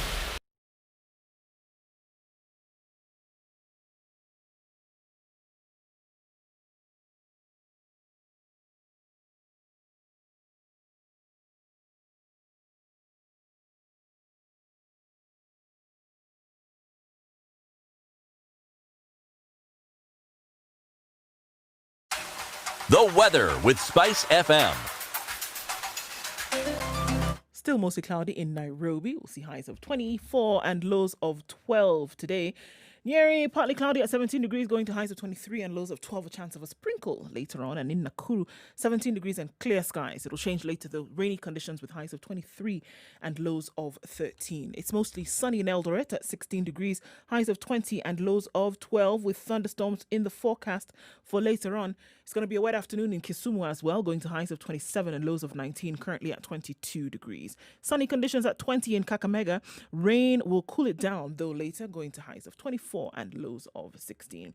It's mostly sunny in Mombasa at 25 degrees. The sun will stay up there, highs of 29 and lows of 23. Mostly sunny conditions in Malindi at 26. The sun is going to come out in all her glory later with highs of 28 and lows of 24. Looking into Kampala, where it's 21 degrees and partly cloudy, we'll see highs of 26 and lows of 18. Dar es Salaam is now foggy completely and is likely to continue that way for most of the day. It'll warm up, though, to highs of 30 and lows of 22. 9 degrees and cloudy conditions in Johannesburg, warming up ever so slightly. Highs of 22 and lows of 9. It's mostly cloudy in Nigeria, in Lagos. 25 degrees, going to highs of 29. And lows of 24. Cloudy conditions will rule the day in London, and we'll have some rain showers later with highs of 21 and lows of 12. In Paris, it's mostly sunny at 16 degrees, going to highs of 27. Partly cloudy conditions to follow. And it's finally Thursday in New York. It's going to be a warm Thursday, however. The low will be 22 and highs of 32.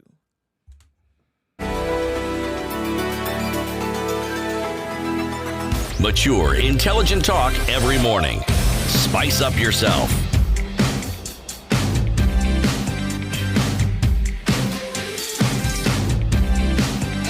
Mornings done right. 94.4 Spice FM, Nairobi. City, just again, for purposes of, coming directly into what we are talking about, just remind us of what you were telling us about the class issue and the class divide. What I was saying was, you see, if you look at issues that concern us at a political level and the rhetoric that accompanies it, it sounds as though the issues we have in this country are tribal, as in I come from this region, I speak this language, and my community has this name called X, and I come from this. Now, this is what dominates our politics and also our thinking. And I was saying that is not an entirely true picture.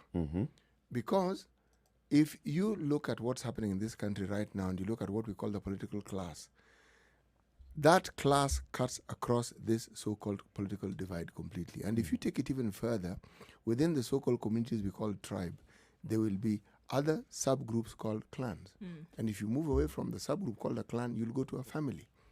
That discussion has also taken center stage in our political discussions, with families that are called one name being touted as those who want to rule forever, dynasties as they're called, and then on the other hand, if it was a boxing ring, you'd say in the red corner, you have the dynasties. And in the blue corner, you have Wanjiko and company. Now, that's the narrative. But the reality is this. If you accumulate enough money in this country, that is the thinking, and that is probably one of the things that is behind this mad rush and accumulation, and this abusive sense of accumulation that our countrymen and women have adopted.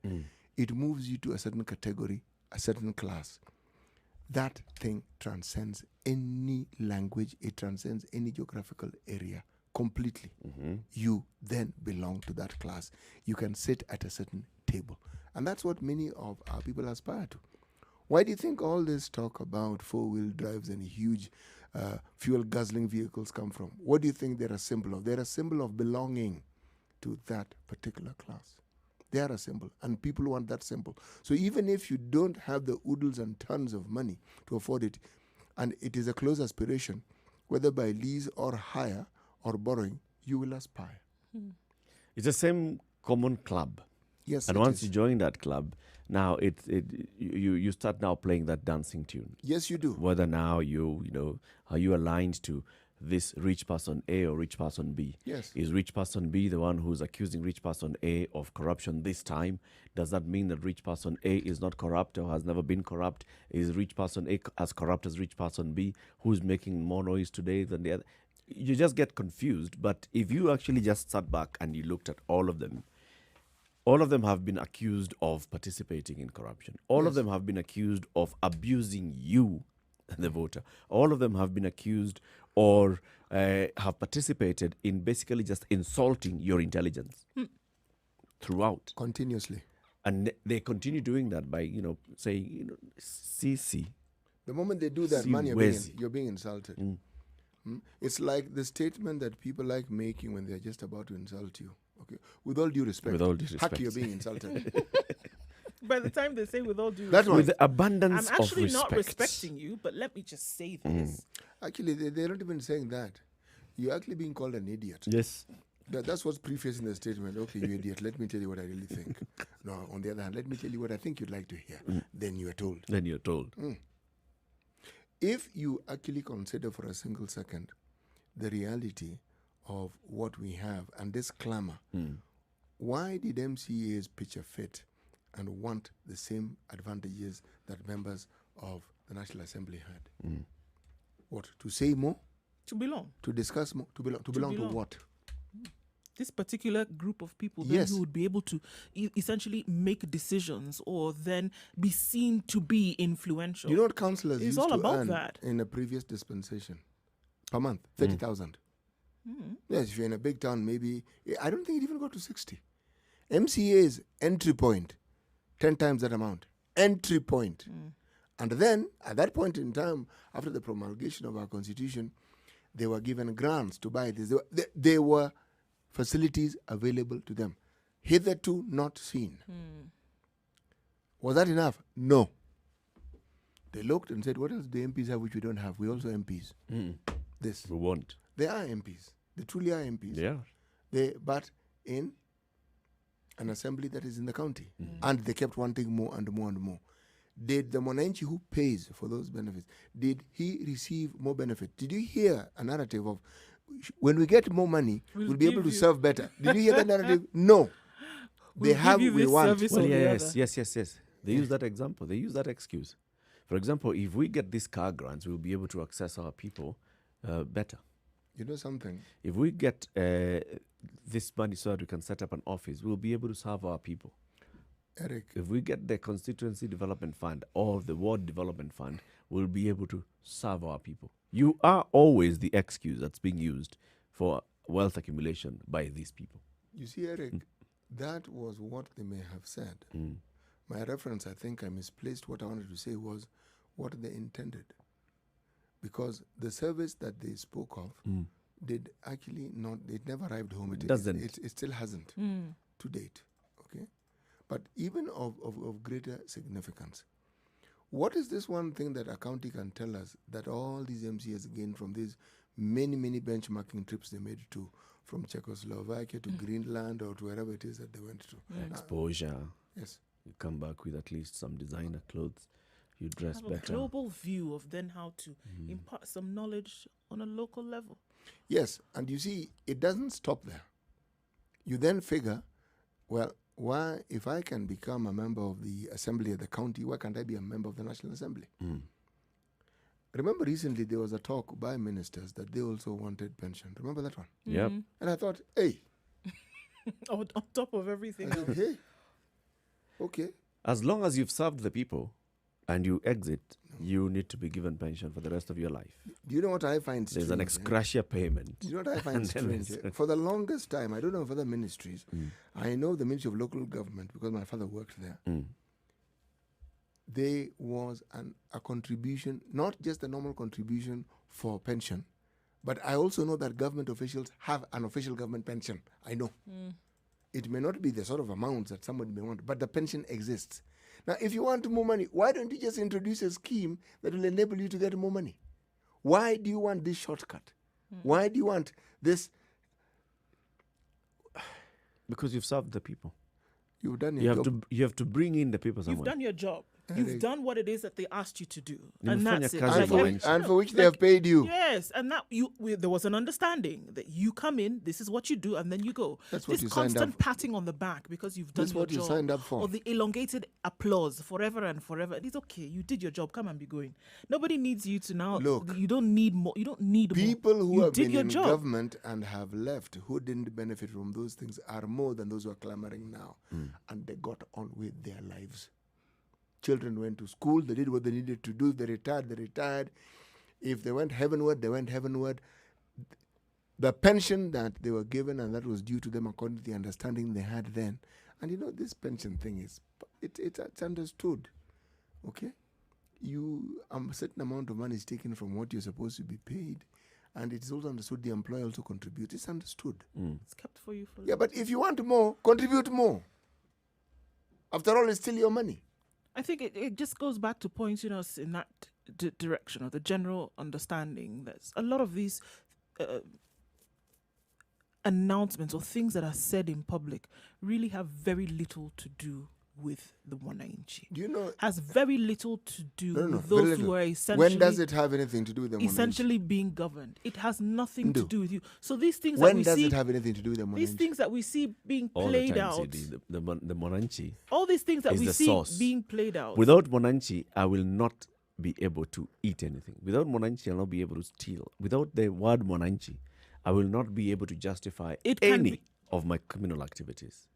But now, so that they don't become criminal, so that they don't sound criminal, I'll be saying that it is in service of Monanchi. But don't you also understand? This is what we're saying, and that's what I'm saying. At this point where we Hmm. are, it is clear that you are not the focus. You are never. You may be the conduit, but you are not the focus. It is not about you. So when you hear these things and everybody's clapping, this is what our leader has said today, or somebody's jumping up and saying, oh, actually, this is not how we. It really isn't about you, and there have to then be, there's got to be some kind of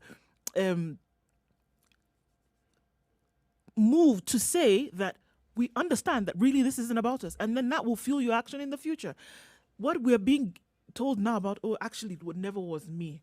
Suddenly somebody else is guilty of corruption. You see, all along they were pointing the fingers at me, but it actually has nothing to do with me. Oh, we're going to make sure that such a person is not in government in the future or will never be the president. Nothing to do with you as the Wananchi. Absolutely nothing. Or if you're fooled into thinking that this we actually involves Wanchiko, has nothing to do with you. It's 9:30. Let's take a break, take a look at traffic, and then this conversation continues. Join the conversation. Post your comment on our social media platforms, Spice FM KE, YouTube, Facebook, Twitter, and Instagram, or you can call 0719 012 600. Spice FM, Nyeri.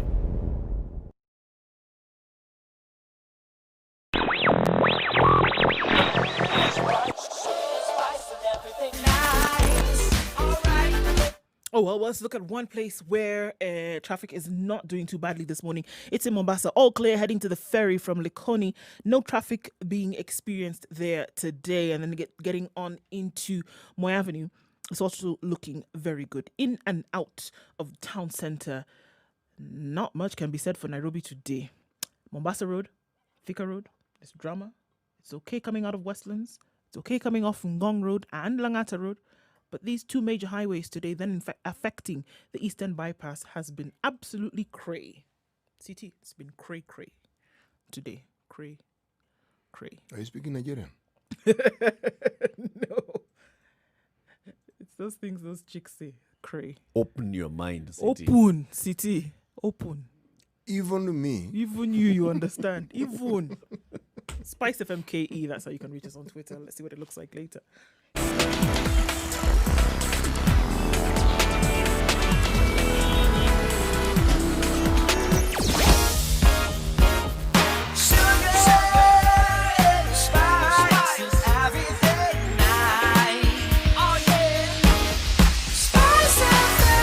Spice up your life. Mature, intelligent talk every morning. Spice up yourself.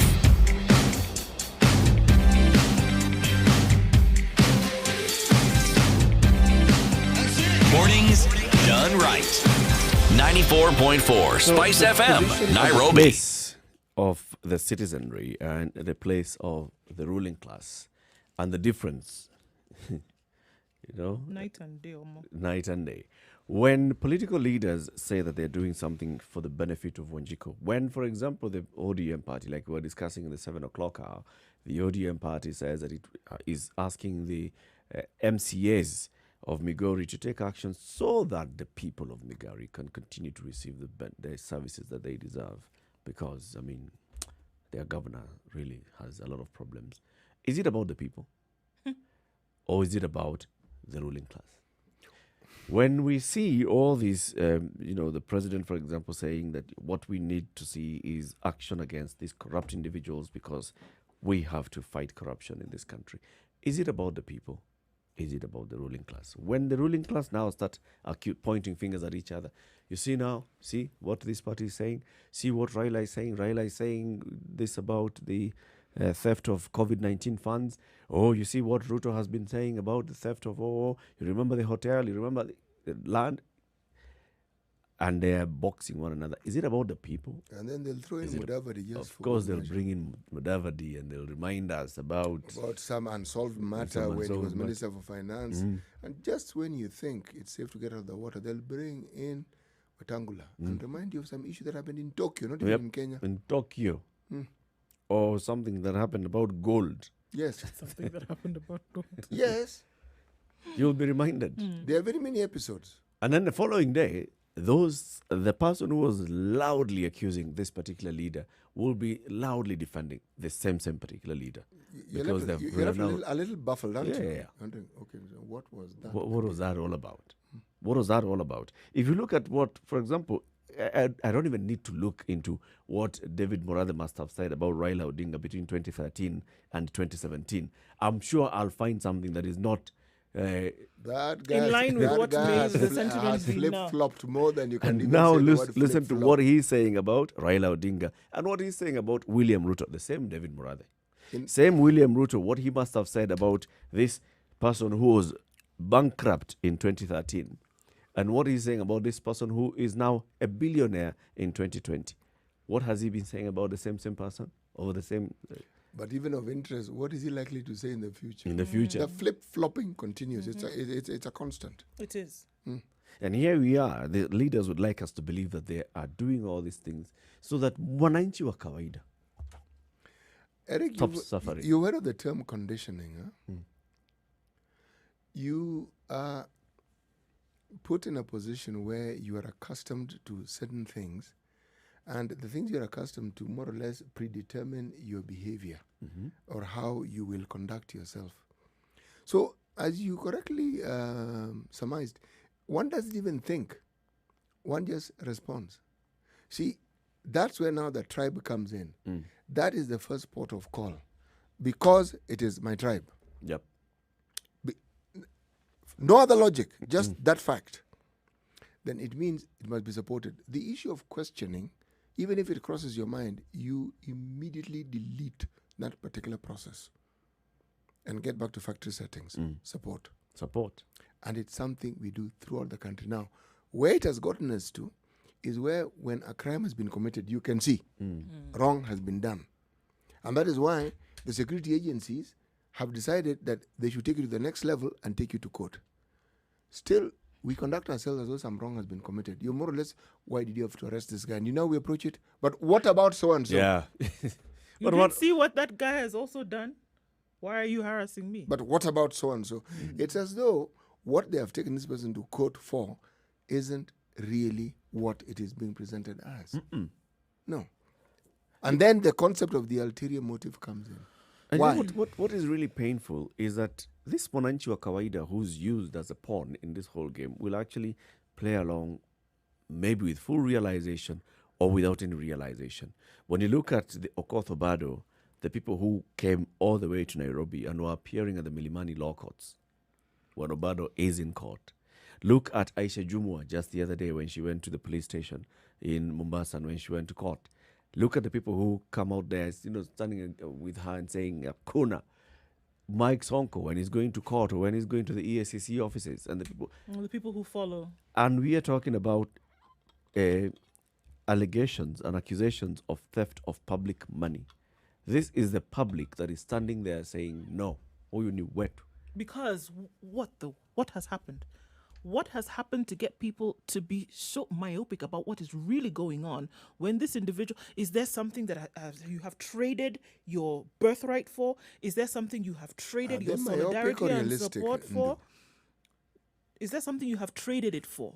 For you to be able to support this person who is being put on, who's being put before the court of the state at this point, saying that there are allegations of fraud, there are allegations of mismanagement or abuse of office, right? But your support is for the individual.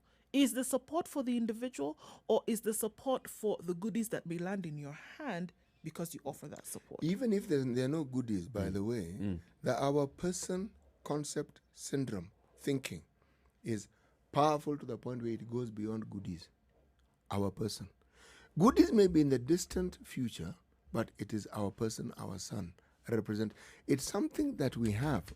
When Wangare Maathai won the Nobel Prize she became one of the greatest Kenyans. In fact, at that point in time when she won, she was the greatest Kenyan. She was. Meanwhile, here she was being thwacked and beaten all over the place. Just a couple of years earlier. Yeah. I think you get my point. When our athletes win, do you care where they come from? No. Kenyans. So there are psychological benefits that we derive from some of these achievements which actually stand out, that are not necessarily monetarily directed. But I talked about the conditioning. Think about the reaction that we have. It's an knee-jerk. I gave a perfect example. The crowds that follow, the throngs that follow.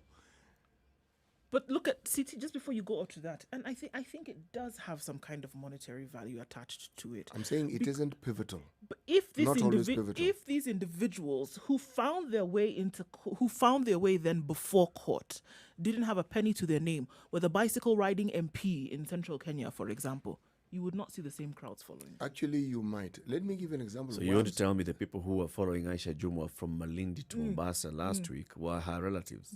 Because they like her, because she's Her from village- Malindi. Her village, I didn't say they were relatives. village people. My point What is was our that our people coming in? I said it isn't always pivotal. I didn't say that the monetary consideration doesn't exist. I'm saying it isn't always pivotal. So there actually could be somebody who is there because Aisha, I really No, support Aisha. I wouldn't use Aisha as an example. I am simply using this. This is an academic discussion I'm having. I have not gone to naming specifics, but since we're naming specifics, let me talk specifically. All right? If you look at our political presidential races, go back and ask yourself, at what point in our history did we start spending lots of money when it came to those elections? Start there. Then your concept will become relevant. Prior to that, it wasn't really an issue. You had been a teacher, people knew you, you were liked, because most of our MPs at that time were former teachers. Yep. Okay? Few people who may have been businessmen, but teachers. Money was a consideration, but not a major consideration. It was what they thought, what you represented. And for a long time, the Uhuru narrative held sway. And there are people who actually even went into parliament because they were seen as freedom fighters. Their participation in this. That time came to an end. Just like the time for that came to an end when people did not give two hoots what you had done. If you had done, good, thank you. Where's the money? Yeah. What have you brought? Where's the money? Nakuja hapa campaign hata No. ukuje na sukari. That's the conditioning I'm speaking. Surely. Let's hear from Zachary. Zachary, good morning. Oh, good morning, guys. Morning, Zachary. How is everyone doing? Everyone is doing well. How are you? Wow, that's good. And do is teaching us some Nigerian, and I would want to ask her whether she knows that the longest name comes from Nigeria, and it starts like something like that. Yeah. And Is that somebody's now name? Yeah, in fact, it's longer than that. That's now the starting. You know. We shall look that up and practice the pronunciation. Sure. Can you look it up, Google it, and then tomorrow you try to pronounce it there in the Spice FM. Now, let me very quickly say that you guys are an inspiration, yeah? And Eric and Mwalimu Andrew there, and even and others, yeah? When a job vacancy arises, yeah? You are told, can you apply, yeah?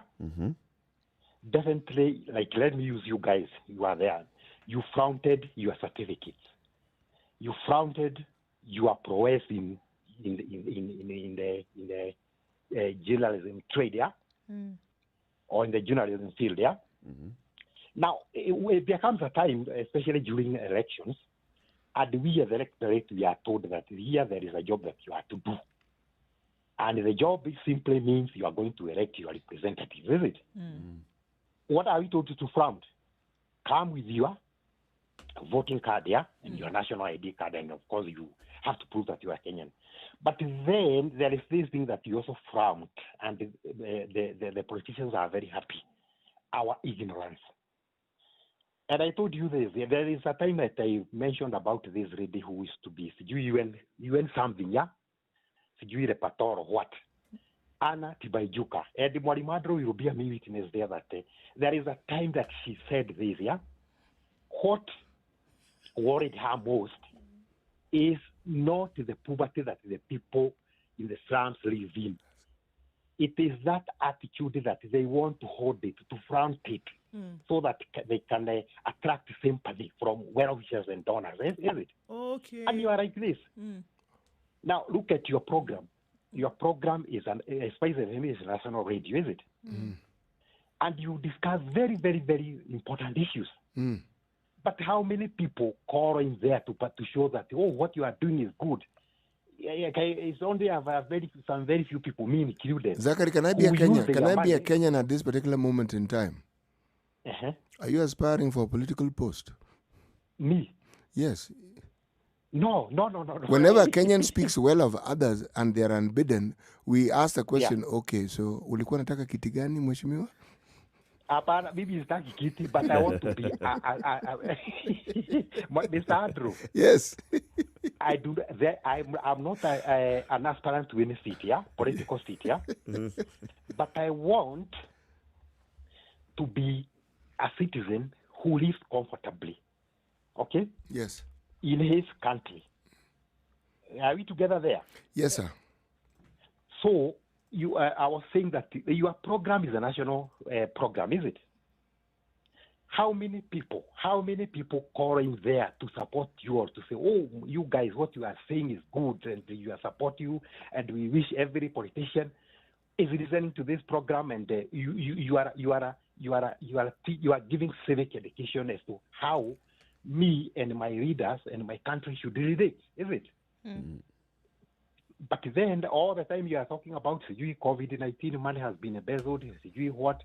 And the people are like, we are used to that. Oh, you see, this complacency.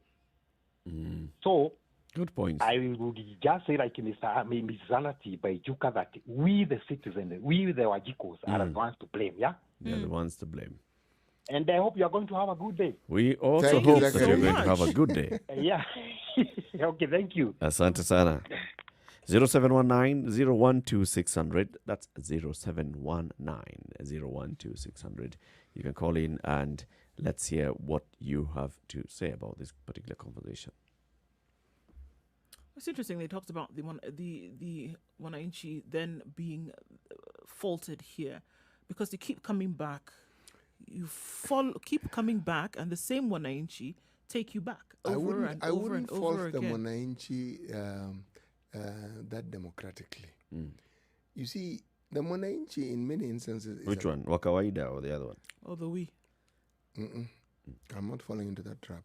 I am going to stick with the word Wananchi and I'm going to leave it at that. But there's we the Wananchi and then there's Wananchi. You figure out where you fall in as you listen. Wananchi. The Wananchi is often a victim. They may not even know. Why did I introduce the concept of conditioning? I went back into history and I said, you see, when money was introduced into our politics and in large measure, the conditioning began. So after a while, the process that we had previously adopted of simply looking at certain qualities that people had was replaced. We started looking at, we think of the remnants of, we used to look at what this person could do or who he was, but now let's look at what he's going to give us. Then there was the issue of, because there's the issue of giving and then there's an understanding of there being something to give, it was now, with the African culture of if you have a big man somewhere and he's one of your people, then it means the likelihood of these wonderful development goodies that normally come the way of such people will also trickle down to you. All that happens with time is that multiplies. So here we are discussing, this is not even a dragon, this is not even a multi-headed dragon. This is not even a hydra. This is an entire community of all these creatures, including Koko, which I mentioned the other day,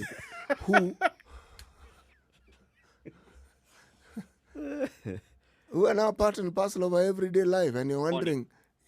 You're wondering what happens. Let's hear from Victor in Kisumu. Good morning, Victor. Morning, City, morning, Do, morning, Eric. Good morning, Victor. I just wanted to contribute on the issue of following politicians.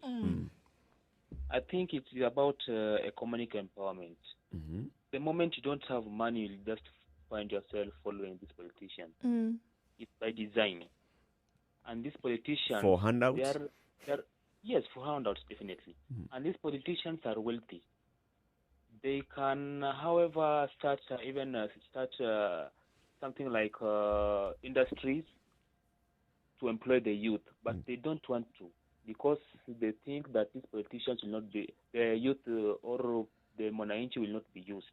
So I think that's my point. Could I ask you something, Victor? Do you think, for instance, that politicians do not also look for handouts? They look from some. Yes. They look So from they Mwananchi. Yes, Politicians they look for handouts from the Mwananchi. They do. Not from Mwananchi. They look somewhere and bring it out to Actually, they look for it from us first. Every time they hike their pay, who do you think pays for it? It's the Mwananchi. Sorry? Every time the politicians hike their salaries. That is not a handout, City. That is a grab.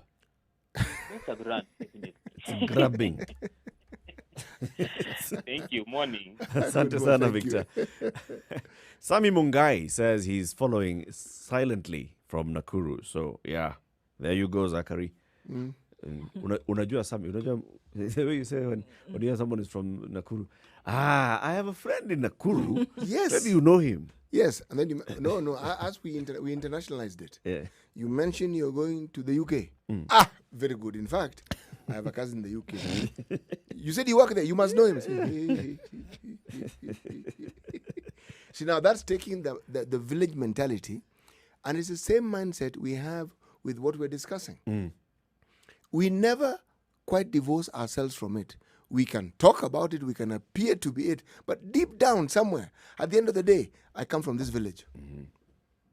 And somewhere, resident in my being is the thinking of the common villager in that village. I'm not fully divorced from them. Not really. Now, what shocks us is when pretenses are put down and then I behave like the village I am, then you're wondering, hiya, what on earth is this guy? We thought, no. Please look at what's before you and accept it for what it is. Highly educated So chap. what is this? Oh, we thought city. Oh. And we've seen him throwing stones. It's just a villager. Yes, that Now briefcase is full of stones. Huh? And we That's thought the thing. and we thought the briefcase was full of money. Behaving like a man from Tamu. I am from Tamu. Just remove the city from Tamu, but never Tamu from city. Sweetie. So, at the end of the day, that's what we're looking at, isn't it? That's just it. And leaders, politicians, especially in this country, realize that that's where your allegiance lies. And they will pick at that to be able to use it to get any kind of support. Now, the thing is that it looks as if they will continue to ride on just that belief for the longest period of time, knowing that that's what Wananchi understand. So my person is my person. Regardless. Do you know why this Black Lives Matter issue has taken such center stage, the discussion around the world? Is because everywhere around the world, people can resonate with this. Whether you feel you are the underprivileged, whether you feel that you are the one who is the privileged, but it resonates. Because that inequality has always existed. Even before slaves were taken to the West, the inequality existed among those people and among themselves. And that's where the class issue took center stage. Who is your father? Where were you born? What did your father do before then? Those are the determinants. So again, which class did you belong to? This issue of Black Lives Matter is simply bringing out what has always been there. It didn't invent it. It didn't create it. It was always there. But now it's in our face. There's no running away from it. We live with it. There's no running away. You can't run away from it. We talked about Greenwood, Tulsa, or Oklahoma. That particular town was known as a Wall Street for blacks. Walls meaning it was burnt down. It was completely destroyed. Never resurrected thereafter. And the simple reason that excuse was used, one black man happened to have shared a lift with a white woman. Things were imputed. In the history books, it is called the race riots. It was not a race riots. The white population, who are the majority, there were 9,000 people in that decimation. town. Yes, exactly. 300 people are touted to have died. But that community was destroyed completely. It isn't as though they required that incident. No. This is something they had always wanted to do. The excuse provided the perfect opportunity for them to do it. John in Nyandarua, good morning. Yes, good morning. How are you guys? Good morning. Thanks, thank John. You. How is Henny? Yes, we are very fine. Mhm. And you're having a very interesting debate regarding these politicians of our country. Let me say one thing. I hate to be called Mwananchi because probably they call me Mwananchi and I'm a quota in that inchi. You see? Yes, It's, so it's you're your, not- it's you're your not really place in the Mwananchi. inchi. Yeah, Yes. Mwananchi is somebody who owns that inchi. Is somebody who owns it. Maybe I own nothing. I'm a quota. Yeah. And this is the language that the politicians come with. Now, the problem we have is that our politics, for one, is an enterprise. Because you go into politics to make money. And you take advantage of the poor people in that area. So we have to change the perception, of electing people. We the ordinary people.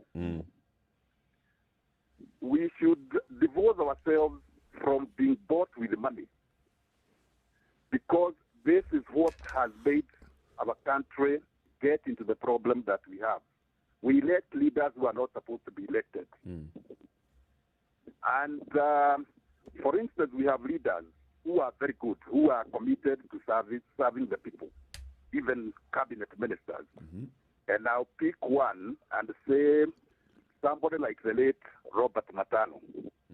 He died having served in the cabinet for a very long time, but he died a very, very poor person. Maybe he was not an entrepreneur, but he was serving the people, and he could have managed to acquire the wealth he wanted at that time, but he never did. Today we have people like Dr. Bukisha Kitui.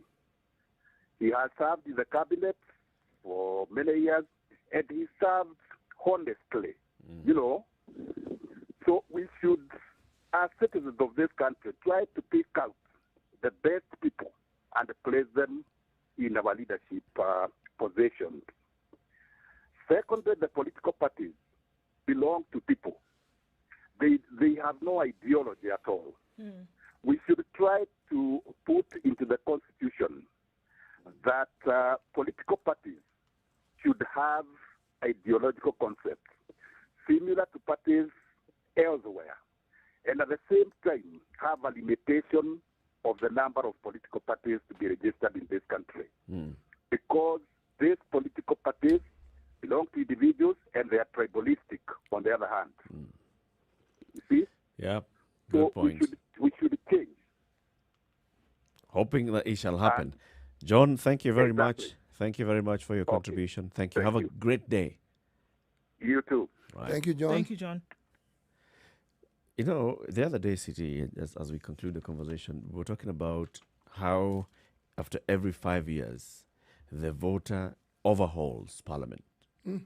About 75% of current MPs will not come back. No, they won't. They may at least spend 5 years out and then come back later, but they will not come back immediately.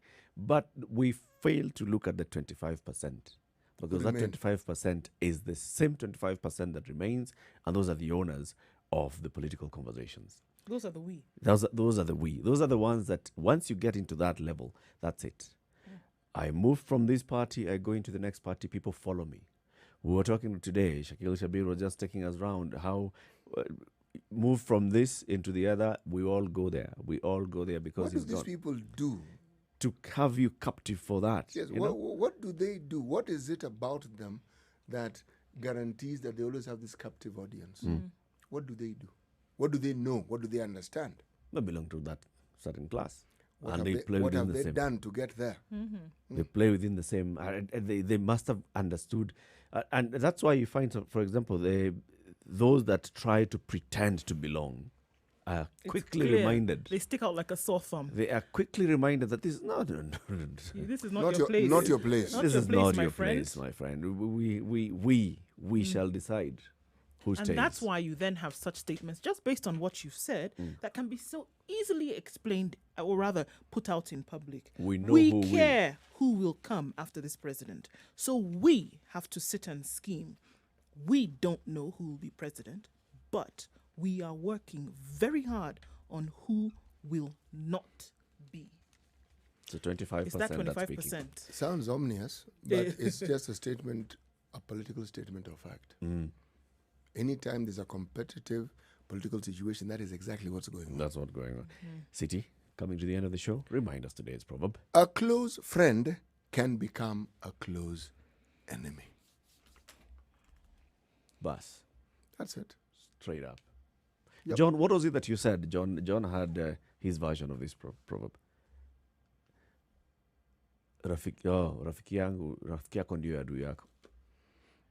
We Well, have to that's we just have to a question translation. John's understanding of the Kiswahili language.